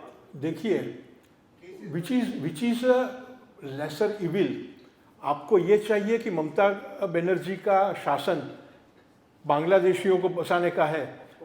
देखिए, हम में से कोई भी दावा नहीं कर सकता कि हम करप्ट नहीं हैं। हमारे से ज़्यादा करप्ट कोई हो सकता है, हमारे से कम करप्ट भी कोई हो सकता है, लेकिन हमने ज़िंदगी में मोरल, लीगल, सोशल वगैरह वगैरह करप्शन कभी भी किया नहीं है। वो हम दावा कर ही नहीं सकते हैं। पॉलिटिशियन के लिए हम कहेंगे नहीं ये तो दूध का दूल्हा होना चाहिए। जब हमारे में कमी है हम स्वीकार करते हैं। देखिए अभी बम्बई की मैं जब बात करता हूँ तो लोग कहते नहीं सिंगापुर में तो ये ऐसा है, दुबई में तो रास्ते ऐसे हैं। मैंने कहा है दुबई में आपको फ्रीडम ऑफ एक्सप्रेशन है? आप रास्ते में दुबई के शासक को मुर्दाबाद कह के बोलिए, फांसी लग जाएगा ये आपको। सिंगापुर इतना बड़ा ये ना क्या कहते हैं प्रोग्रेसिव कंट्री है। सिंगापुर में आज भी आप पढ़िए जो उसके क्रिमिनल लॉज है उसमें फटके मारने की जो यूएई वगैरह में सजाएं ऐसी सजाएं हैं। आप बोलेंगे सिंगापुर के रास्ते इतने वगैरह वगैरह। अरे भैया आप वहाँ पर च्युइंगम भी नहीं खा सकते और पान भी नहीं खा सकते और थूकेंगे तो $500 सिंगापुरियन डॉलर का। वो बात जाने दीजिए। डूरियन नाम का जो फ्रूट आता है हाँ, जिसकी बास बहुत ही ख़राब रहती है, वो डूरियन आप पब्लिक ट्रांसपोर्ट में अपने साथ नहीं ले जा सकते हैं वहाँ पर। अगर यहाँ पर ऐसी कर दी आपने तो करेंगे अरे ये तो हम ये नहीं खा सकते वो नहीं खा सकते, ऐसा क्या ऐसा देश है। तो डेमोक्रेसी के अपने कुछ ये रहते हैं। वैसे ही सब पॉलिटिक्स में, क्योंकि पॉलिटिक्स आदर्श नहीं है, आदर्श है हमारा देश का गवर्नेंस कि उसको कैसे चलाएं। खामियां महाभारत के शासन में भी रही होंगी, खामियां राम राज्य के शासन में भी रही होंगी, फिर भी राम राज्य है। हमें रावण राज्य नहीं चाहिए, हमें दुर्योधन का राज्य नहीं। युधिष्ठिर ने क्यों जुआ खेला? गलत बात की। युधिष्ठिर ने क्यों द्रौपदी को दाव पे लगाई? गलत बात थी। तो क्या हम युधिष्ठिर का या पांडवों का पक्ष छोड़ देंगे? नहीं छोड़ेंगे ना। क्या जी? Can I ask a couple of, first I have to make an observation that you look like Narendra Modi. So you are heavily influenced by him and you look like him and you have a great charismatic personality. That's number one. Number two, what do you आपने think? जो कहा हाँ, वो मेहरबानी करके मोदी मिले तब मत कहिएगा। मैं राजुल हूँ, राजुल पारेख, मैं भी पड़ोसन हूँ एंड हम लोग वाटर प्योरिफिकेशन की मशीनरी बनाते हैं जी। अच्छा, सेकेंडली ये महाराष्ट्र में अगर शिवसेना का मेजॉरिटी आ जाए So how does it look in future for Maharashtra? Because they will be with BJP, but they will be Shiv Sena. And we are a little, I mean, Shiv Sena has always been a skeptical party. Second question, after Modi, whom? मैं कह दूँ दोनों सवाल के जवाब. First of all आप देखिए कि महाराष्ट्र में जितनी सीटें भाजपा की है और जितनी शिवसेना माने कि शिंदे की शिवसेना के पास है, तो वो ऊपर नहीं आ सकती है. विधानसभा में भी जब भी विधानसभा की इलेक्शन आएगी तब भी बीजेपी का हाथ ऊपर ही रहेगा, शिंदे की शिवसेना को कम रहेगा. ये 5 साल शिंदे को आराम से राज करने को मिलेगा. लेकिन नेक्स्ट महाराष्ट्र विधानसभा में या तो फडणवीस या तो बीजेपी का कोई भी एक उम्मीदवार वो चीफ मिनिस्टर रहेगा. मैं आपको लिख के दे सकता हूँ. तो नेक्स्ट ईयर है. हाँ, तो मैं लिख के दे सकता हूँ आपको. दूसरी बात, अगर मोदी के बाद कौन ये आपको पता चल जाए तो आपके जीवन में क्या फर्क पड़ेगा? एक मिनट उनके पास. Today BJP is, you know, sort of is equal to Modi and Modi is equal to BJP. बिल्कुल. And he is the one who has increased the seats in the Lok Sabha over the years. It is because of him. So the question is natural. नहीं, आपके जीवन में क्या फर्क पड़ेगा? अरे भाई उसकी कोई जो आएगा उसकी सोच क्या है, उसकी बुद्धि क्या है, उसका टेम्परामेंट क्या है, किसको पता? I'll add to your question. It is too much of weightage on one person. नहीं. That's the whole. देखिए, जब मोदी जी नहीं थे पीएम, तब किसी ने भी सोचा था कि ऐसा कोई प्राइम मिनिस्टर भारत में आएगा, हाँ, कि जो 370 हटाएगा? भाजपा के एजेंडा में तो बरसों से है, राम मंदिर बनाने का बरसों से है, लेकिन किसी ने भी नहीं सोचा था ऐसा कोई पीएम आएगा. 2013 में मोदी जी का कैंडिडेचर फाइनलाइज हुआ, उसके पहले किसी को पता था ही नहीं. तो आज भी मैं मानता हूं कि हमें ये चिंता नहीं करनी चाहिए. हमें हमारे ऊपर भरोसा होना चाहिए कि हम जैसे मोदी जी को लाए वैसे ही ऐसा कोई नेता आएगा जो मोदी से भी बड़ा काम करके दिखाएगा. और दूसरी बात कि ये सवाल जब इनोसेंटली पूछा जाता है, हाँ, पर मैंने एक बार जुर्रत की थी, मैं आपको फ्रैंकली कह दूं, एक छोटी सी पार्टी थी प्राइवेट, तो उसमें मैं तो अभी पीने का छोड़ दिया मैंने, तो मेरे साथ जो टेबल पर बैठे थे तो अच्छे से मस्त थे, तो मुझे सवाल पूछा, सौरभ ये मोदी के बाद कौन? तो मुझे इतना बुरा लगा, अभी बुरा नहीं लगता है, उतना बुरा लगा. मैं वही बताता हूँ आपको, बेशर्म निर्लज्ज होकर बताता हूँ. मैंने कहा, फला भाई, आपकी ये जो खूबसूरत पत्नी दूसरे टेबल पर मेघा के साथ बैठी है, अगर आपको ये कहा जाए कि आपके बाद आपका फला दोस्त उसके साथ होगा तो आपको कैसे लगेगा? चुप हो गए, क्योंकि आपको बुरा लगा तो कुछ बोले नहीं. मुझे बुरा लगा है और लगना ही चाहिए, इसलिए क्योंकि ये हमारे बस की बात ही नहीं है कि मोदी के बाद कौन. ये एक सिर्फ गॉसिप लेवल की बात है, क्यों क्यूरियोसिटी हो सकती है, लेकिन मोदी के बाद कौन, अगर समझिए कि आज मोदी खुद बोल दे कि मोदी के बाद सौरभ शाह आएगा, तो किसी के जीवन में कुछ फर्क नहीं पड़ने वाला. मेरे जीवन में भी कुछ फर्क नहीं पड़ने वाला. अगर आप ऐसा जवाब चाहेंगे कि मोदी के बाद अमित भाई है, या मोदी के बाद योगी जी है, या मोदी के बाद XYZ है, तो उससे हमारे जीवन में कुछ फर्क पड़ने वाला है ही नहीं. तो बेहतर है कि ये क्यूरियोसिटी साइड पर रखें और भरोसा रखें कि भी जैसे हम हमारे बच्चे को और हमारे आश्रितों को इतने संस्कार देते हैं कि वो कम से कम हमारे जैसे तो बने, हमारे से हमसे आगे भी जाए, लेकिन एकदम वो अपना क्या है सड़क छाप ना बन जाए। हाँ, तो ऐसे तो संस्कार हम देते हैं, तो उन्होंने भी ऐसा किया होगा, कुछ तो किया होगा। जी जी I would, Saurabh, I'll make only one comment.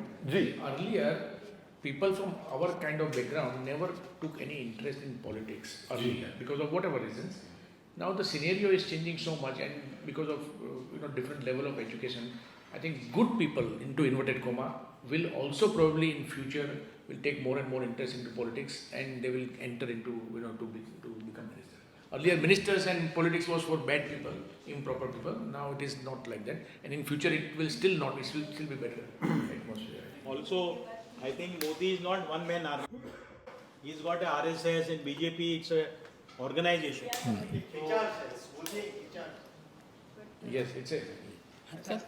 હા, પણ તમે પૂરું કરો ને, એક મિનિટ પૂરું કરો ને તમારો મુદ્દો. No, but હા, તો હું કહું તમને કે આ એક બહુ સારી વસ્તુ છે કે જે, અને આ એમનું ઓબ્ઝર્વેશન એકદમ સારું છે કે normal middle class, upper middle class કે રીચ ક્લાસના જે સારા ગણાતા સંસ્કારી ગણાતા ઘરો હોય તો એ લોકો કે પોલિટિક્સથી દૂર રહીએ છીએ, અને એટલું જ નહીં પણ અમે તો મતદાન કરવામાં માનતા બી નથી એમ કે ભાઈ એ બધું અમારું કામ નહીં, ગરીબો અને ઝૂંપડપટ્ટીવાળા લોકો બધા લાઈનમાં ઊભા રહે. તો હવે એક ક્રાંતિ એ રીતે આવી છે કે નહીં, એ આપણી ફરજ છે, આપણો અધિકાર છે, અને આપણને રસ જાગ્યો છે, કારણ કે દેશને આગળ વધારવામાં આપણે ભાગ લઈ શકીએ છીએ એવી પ્રતીતિ આપણને થાય છે એમાં. જી, आपको अभी जो इंडिया का पोजीशन वर्ल्ड में हो रहा है, आपको लगता है इलेक्शन में all foreign countries are involve and like China, US, Canada, the way in which they have given statement for Indian involvement in killing and all this, is the time of election. You think they are trying to play something? બહુ ગંભીર સવાલ છે અને બહુ important સવાલ છે, અને જો આ છેલ્લો સવાલ હોય તો મારી બી છેલ્લી કમેન્ટ છે આ, નહીં તો આગળ આપણે ડિપેન્ડ્સ.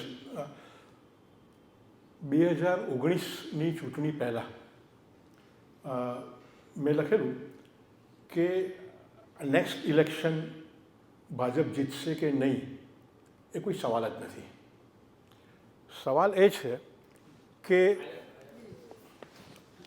સવાલ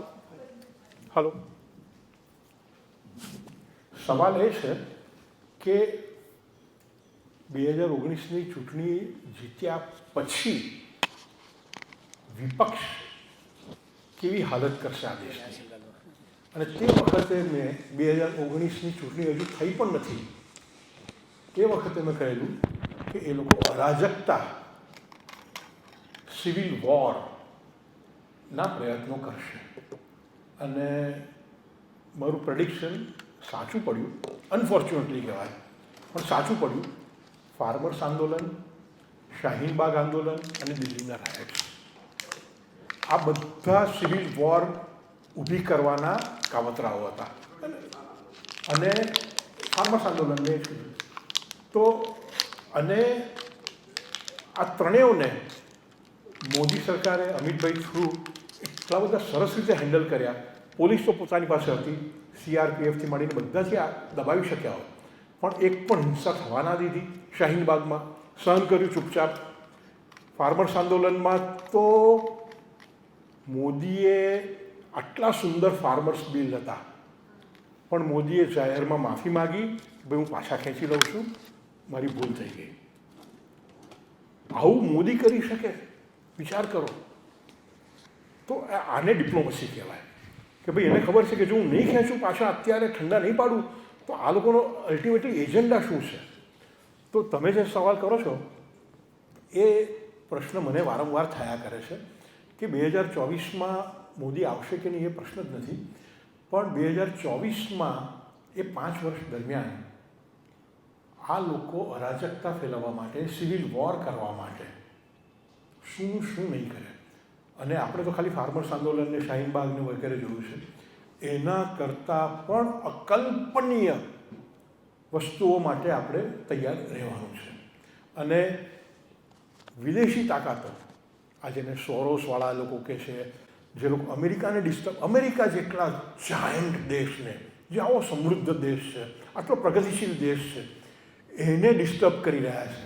અને આજની તારીખે અમેરિકાની તો હાલત એવી છે, આપણને એમ લાગે કે ટ્રમ્પ જોર કરશે અથવા તો બીજા રાઇટ વિંગવાળા જોર કરશે. આજની તારીખે એવી હાલત છે કે બાઇડન જ ફરીથી ઊભા રહેશે અને બાઇડન જ આવશે. વિચાર કરો, આજની તારીખે પરિસ્થિતિ એવી છે ત્યાં આગળ. પણ લેફ્ટિસ્ટોનું જોર યુકેમાં તમે જુઓ, લંડન જાણે આખું પાકિસ્તાન બની ગયું. પહેલાં તો લંડનનો એક ઇલાકો પાકિસ્તાની હતો, જર્મની આખું પાકિસ્તાન. અરે ફિનલેન્ડ ને નોર્વે જેવા શાંતિભર્યા દેશોમાં જ્યારે આખું લેફ્ટિસ્ટ આંદોલન ચાલતું હોય, તો ભારતમાં તો આ એક માણસ છે, એની પાસે સરસ ટીમ છે, એને વાપરતા આવડે છે, પણ એને હરાવવા માટે આ લોકો શું નહીં કરે એના માટે આપણે તૈયાર રહેવું અને પ્રાર્થના કરવી કે મોદીને હજુ એવી તાકાત આપે, એવી પ્રજ્ઞા આપે અને એવા રિસોર્સિસ આપે. કારણ કે આપણું વિદેશોમાં એ રીતે નામ છે. આજે આપણે એર સ્ટ્રાઇક કરી શકીએ છીએ. પહેલાં તો આપણે પાકિસ્તાન ગોળીબાર કરે ને આપણે સામે ગોળીબાર કરતાં ડરતા હતા કે ક્યાંક પેલો ન્યુક્લિયર બોમ્બ ના ફેંકે, એવો ડર આપણને લગાડતા હતા. ક્યાંક બીજા દેશો આપણી પર સેન્કશન ના મૂકે. અરે જઈને સીધા અંદર ઘૂસીને મારી આવ્યા. કોઈના કાકાએ આપણી સેન્કશન નથી કરી, જઈને અભિનંદનને પાછા લઈ આવ્યા. કોઈએ આપણને ના નથી પાડી અને પેલા 20 જણાને માર્યા, ઠોકી દીધા અંદર જઈને. કોઈ કરતાં કોઈ, આપણે અમેરિકા કે ફ્રાન્સ કે ચાઇના, કોઈએ આપણને સેન્કશન કરી નથી. હા, કોઈ આર્થિક પ્રતિબંધો આપણી પર મૂક્યા નથી. એટલું જ નહીં સાહેબ, એટલું જ નહીં, ઇસ્લામિક દેશોની પરિષદ, 56 ઇસ્લામિક દેશોની પરિષદ, અને સુષ્મા સ્વરાજ તે વખતે મોદીના વિદેશ મંત્રી હતા. સાહેબ, એ લોકોએ નક્કી કર્યું કે અધ્યક્ષ સ્થાને આપણે ભારતના વિદેશ પ્રધાન સુષ્મા સ્વરાજને બોલાવીએ. ઇસ્લામિક દેશોની પરિષદ છે. પાકિસ્તાન આડે ફાટ્યું 57નું, કેમ ના ચાલે? પેલા કે ના, ભારતમાં આટલી બધી મુસલમાનોની વસ્તી છે તો ભારતને હક છે, તો કે અમે નહીં આવીએ પાકિસ્તાન કે. તો ઇસ્લામિક પરિષદે કીધું કે નહીં આવતા. તો એના વગર ઇસ્લામિક આ તાકાત મોદી લઈ આવ્યા. અને એ તાકાતને હિસાબે આજે બીજા કેટલાય લોકોના પેટમાં બળે. એ સ્વાભાવિક છે. ફાર્મા લોબી સાહેબ, હા, તમે ના પાડી દીધી ફાઇઝરને કે નહીં જોઈએ અમને, અમે અમારી વેક્સિન આપીશું. આખી ફાર્મા લોબી તમારી અગેન્સ્ટમાં થઈ ગઈ. આવા તો કેટલાય મોદીના સ્ટેપ્સ કે જેને કારણે ઇન્ટરનેશનલ દુશ્મનો ભારતમાં ઘણા વધી ગયા છે, પણ એની સામે ભારતને સપોર્ટ બી છે. કોંગ્રેસનું ભવિષ્ય શું?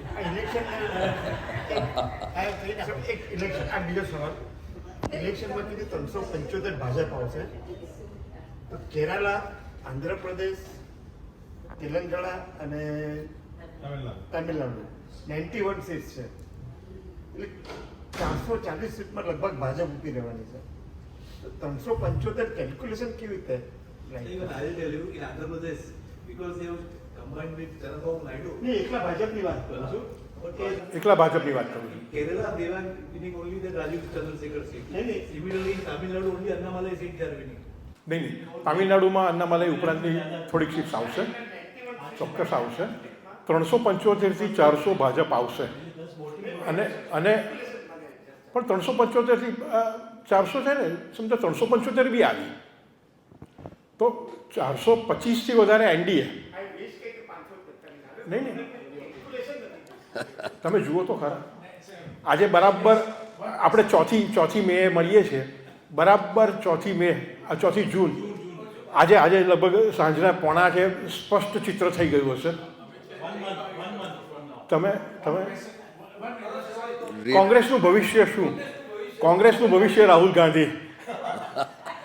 કોંગ્રેસ પાસે આપણે આદર આપવા એમ કહીએ કે બીજા દિગ્ગજ નેતાઓ વગેરે છે, કોંગ્રેસ પાસે કોઈ દિગ્ગજ નેતાઓ છે જ નહીં. જો કોંગ્રેસ પાસે દિગ્ગજ નેતાઓ હોત તો ક્યારના એ લોકો એમાંથી છૂટા થઈ ગયા હોત. જી Sir, first of all, my sincere thanks to Dr. Kulin Kothari Sahab for giving this wonderful opportunity. Really, many of we were, or maybe even person like me, who are on fence sitting after this debacle of Shiv Sena and Ajit Pawar and all, like my earlier two predecessors said.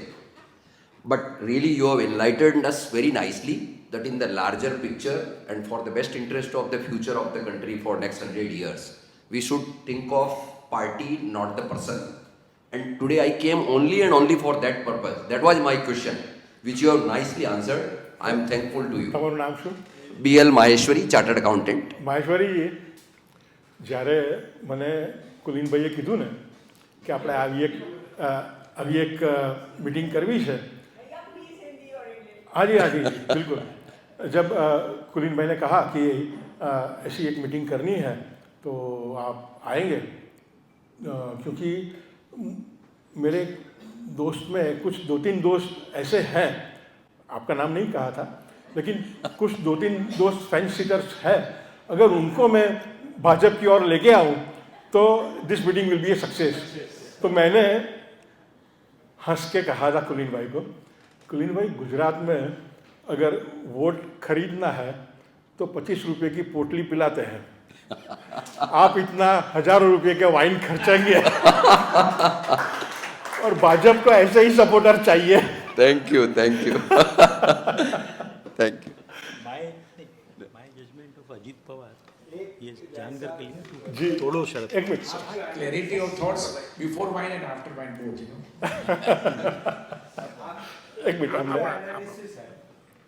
अगर देखें senior ये सब subjects wise जो बोलता हूँ मैं, 1980s या 85 तक का अगर आप देखेंगे तो बहुत एक अच्छा वातावरण था इंडिया में ओवरऑल।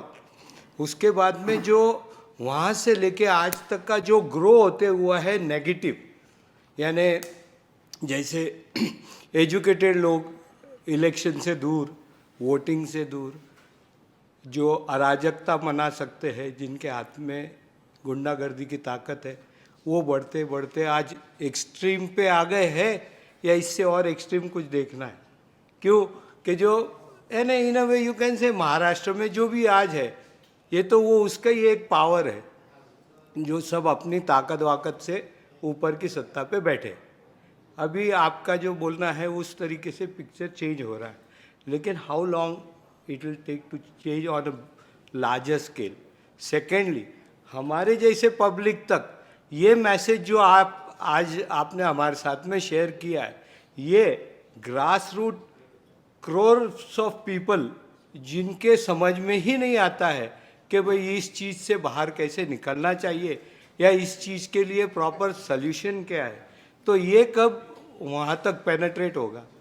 मैं मानता हूँ कि अगले 25 साल, और हम सब 25 साल तक तो आराम से जीने वाले हैं, तो अगले 25 साल में हम देखेंगे 47 तक कि भारत कहाँ से कहाँ आ गया है, कहाँ से कहाँ आ गया। क्योंकि हमने पिछले 10 साल में देखा, हमने कतई सोचा भी नहीं था कि भारत का इतना दबदबा होगा। सिर्फ इतना आप देखिए, आप में से ऑलमोस्ट सब लोग विदेश में वैकेशन लेते होंगे, आपके बच्चे लोग विदेश में पढ़ते होंगे, तो विदेश में एक डिकेड के पहले अब इंडिया से है वैसे है, तो कुछ मान था नहीं। इमिग्रेशन में भी आप देखिए तो इंडियन पासपोर्ट कोई नहीं, ठीक है। अभी इमिग्रेशन में आप देखेंगे तो यूके हो, फ्रांस हो, इंडियन पासपोर्ट देख के उनकी आंखें चमकती है। अच्छा, मैं इंडियन हूँ, अगर हमारे बच्चे भी वहाँ पे पढ़ते हैं या हम घूमने फिरने वहाँ पे जाते हैं या कुछ काम से जाते हैं, तो इंडियन तो एक अपने आप एक हमारा ओहदा बड़ा हो गया है सिर्फ एक आदमी के वजह से। ये इतनी बड़ी उपलब्धि अगर हम 10 साल में देख सकते हैं, तो अगले 25 साल में तो माने कहाँ से कहाँ हम देखेंगे।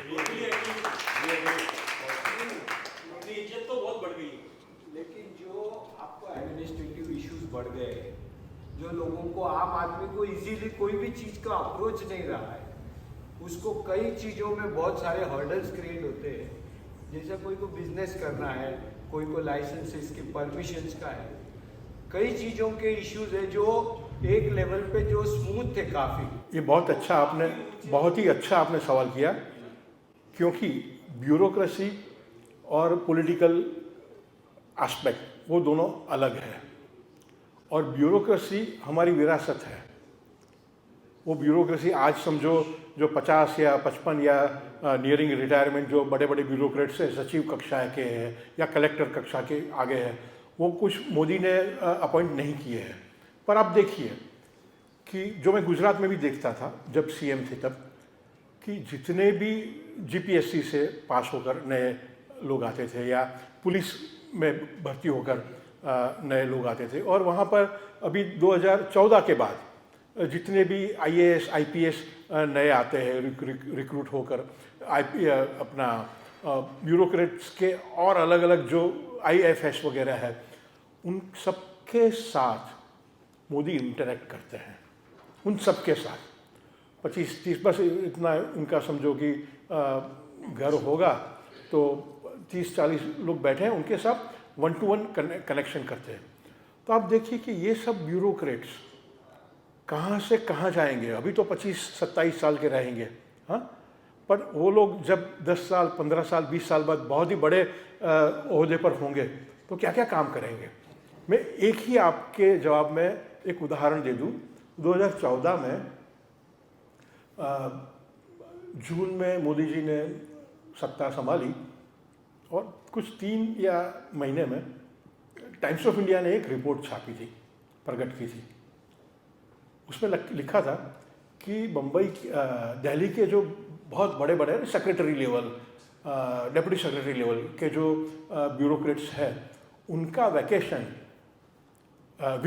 वीकेंड वेडनेसडे से शुरू हो जाता है। पहले जाता था कि चलो अभी कल थर्सडे है तो थर्सडे के बाद लंच के बाद हम कहाँ मिलेंगे, तो फला जो क्लब है वहाँ पे गोल्फ खेलेंगे, और फिर फ्राइडे सैटरडे संडे तो वैसे भी छुट्टी रहती थी, और फ्राइडे एक बीच में डाल देंगे, तो फिर शिमला घूम के आएंगे, या तो फिर 3 दिन है तो चलो एक बाली जाके आते हैं, थाईलैंड जाके आते हैं। तो हफ्ते में 3 दिन काम करते थे ये ब्यूरोक्रेट्स। ये टाइम्स ऑफ इंडिया का रिपोर्ट था। और अब उनको संडे भी काम करना पड़ता है। अब ये टाइम्स ऑफ इंडिया का रिपोर्ट था। उसके ये रिपोर्ट प्रकट होने के कुछ 1-2 साल के बाद मेरे एक मित्र है जो मेरू कैब्स जो रहा करती थी ओला और उबर के पहले, मेरू कैब्स के सीईओ थे, अभी सीईओ माने दूसरी कंपनी में काम। तो मोदी ने पूरे राष्ट्र के कुछ 200 या 250 सीईओ की एक मीटिंग बुलवाई थी 2-3 दिन के लिए, और सबके साथ इंटरेक्ट किया था, और खाने के वक्त भी सबके टेबल पर घूम के वगैरह वगैरह। और मोदी की ये देखिए आपकी 2 दिनों में जितना प्रेजेंटेशन हुआ वो पूरा उसका निचोड़ मोदी ने फाइनल अपना जो वक्तव्य था तो उसमें वो ले लिया। कहने की बात यह है कि वो जो सीईओ थे उन्होंने बम्बई आके मुझे ये कहा कि आने के बाद दूसरे ही दिन मुझे एक ईमेल मिला, उनकी जो व्यवस्था थी वहाँ से फॉलोअप का। वो ईमेल संडे को रात को 2:30 बजे उसने डाला था, संडे को रात को 2:30 बजे। तो आप सोचिए कि ब्यूरोक्रेट्स को भी मोदी ने इंस्पायर किया, या साम दाम दंड भेद कैसा भी करके, लेकिन वो काम करने लगे। जो आपकी फरियाद है वो सही बात है कि रेड टेपिज्म, करप्शन, ये वगैरह बहुत सारे दिक्कतें थी, लेकिन ये कांग्रेस की विरासत थी। तो ये आहिस्ता आहिस्ता आहिस्ता कम होगी, लेकिन अभी भी पूरी नेस्त नाबूद नहीं हुए। अगले कुछ सालों में, अगले कुछ डिकेड्स में ये अच्छी हो जाएगी। जी भैया, मेरा ये कहना था कि हम लोग यहाँ बैठे हुए बहुत से ऐसे होते हैं, मैं अपने कॉम्प्लेक्स का नहीं कह रही, कि जो हम टेकन फॉर ग्रांटेड करते हैं और वोटिंग नहीं करने चाहते। तो हमारा क्या ये तरीका होना चाहिए कि हम ज़्यादा से ज़्यादा लोगों को, आम जनता को इंस्पायर कर सकें कि वो वोट करें आके। क्योंकि जिस कम्युनिटी की हम बात कर रहे हैं, जो लोग पूरी अपनी लगा देते हैं हिम्मत ताकत, वो पूरी संख्या में वोट करते हैं और उनके एवज़ में बहुत सारे लोग वोट करते हैं हमारे एवज़ में। तो हम लोगों को क्या करना चाहिए कि जिससे कि ज़्यादा से ज़्यादा लोग घर बैठने की जगह, छुट्टी मनाने की जगह और आके वोट करें। देखिए, अभी आप तो पढ़ी लिखी और माने टीनेजर तो है नहीं, तो कोई फोर्स आपको कोई कर सकता भी नहीं है। हमें ये समझना चाहिए मेरे हिसाब से तो कि एक जो पुरानी बीरबल वाली जो कहानी थी कि एक हौज में जो दूध डालना था, तो सबने सोचा कि भाई सब लोग दूध डाल रहे हैं, हाँ, मैं एक लोटा पानी डालूंगा, क्या फ़र्क पड़ता है। तो लेकिन वो फ़र्क पड़ता है, फिज़िकली हम देख नहीं सकते, लेकिन ये बीरबल की कहानी में हमने देखा है कि फ़र्क तो पड़ता है। तो बस यही सोचना है। और अगर समझिए हमारे साथ हमारी सहेलियां हो या हमारे दोस्त लोग हो या हमारे सगे वाले हो, उनको इंस्पायर कर सकते हैं तो अच्छा है। अगर न भी किया तो कम से कम चलो हम तो जाके वोट दे के आए। समझो कि हमारे घर में पिताजी है, पिताजी बोलते हैं कि क्या फ़ायदा, अगर मेरे तो नहीं है लेकिन अगर किसी के पिताजी कहते हैं कि भाई क्या फ़ायदा जाके, चलो ठीक है पिताजी आप नहीं आते लेकिन मैं तो जाता हूँ, यार मैं तो जाती हूँ, तो कम से कम हम तो जात के आए वोटिंग करने के लिए, और सुबह में अर्लीस्ट पॉसिबल जाए। मैंने आज ये सोचा कि 20 तारीख को वोटिंग है। मैंने सोचा कि मेरा वोटिंग तो क्या, मेरे बिल्डिंग के बिल्कुल बगल में जो स्कूल है वहाँ पे ही है, तो मुझे तो घर से ऐसा ही जाके वापस आना है। लेकिन मैंने सोचा मैं एकदम अर्ली मॉर्निंग जाऊँगा, क्योंकि मेरी बिल्डिंग के बिल्कुल एडजेसेंट हीरानंदानी कॉम्प्लेक्स है, जहाँ पर बड़े बड़े लोग, बड़ी बड़ी इमारतें हैं, तो वो लोग आते हैं। मैंने लास्ट टाइम देखा था लेकिन मैंने वीडियो नहीं बनाई थी। तो मुझे ये चाहिए कि ये बड़े बड़े लोग आते हैं, हाँ, अपनी मर्सिडीज BMW साइड पे लगा के लाइन में लग जाते हैं, अच्छे से सीके और टॉमी हिलफिगर के जो भी डिज़ाइनर कपड़े पहन के, हाँ। तो मुझे ये 1.5 मिनट की एक रील बनानी है और फेसबुक पे डालनी है कि देखिए हमारे इलाके में तो 8 बजे से ये वोटिंग शुरू हो गया है, आपके इलाके में क्या हुआ है, ऐसा करके। पर बहुत से हमारे जो यंगस्टर्स हैं, उन लोगों का कहना है कि one is worse than the other, तो वोट किसको देना है और क्यों देना है। देखिए वो बहुत बड़ी प्रॉब्लम है इस समय। देखिए उनको अभी समझ नहीं है पॉलिटिक्स में, या इंस्पायर नहीं होते हैं, तो अभी क्या करेंगे, मेरे पास भेज दीजिए। हम लोगों ने तो नक्की किया है सीनियर्स ने, जी टोली में जाएंगे फिर वहाँ से ब्रेकफास्ट करके। बिल्कुल बिल्कुल। कहाँ पे जाने वाला, मैं भी आ जाऊँगा। नहीं ठीक। Thank you very much. I think thank you. Thank you, sir. Thank you. Everybody is very appreciative of your talk. हमारे मैदान का नाम खराब है, गोलीबार के, वो गोलीबार मैदान बोलते हैं। जम्बोरी में। सही काम, अपने गलत काम बोलने नहीं। Thank you, thank you. Thank you. On behalf of everybody, I would thank Saurabh sir for spending his time. You were really great. It was my pleasure. और मोदी जी के बारे में जब भी मुझे कुछ बोलना होता है तो I am so much charged up. ये 3 दिन से मुझे ऐसा लगा कि कुलीन भाई ने कुछ कैंसिल तो नहीं किया, तो मैंने कल उनको मैसेज भी रखा कि हमारा प्रोग्राम क्या है, तो क्या नहीं बस ऑन है। डॉक्टर आपकी नींद हो जाती है। जी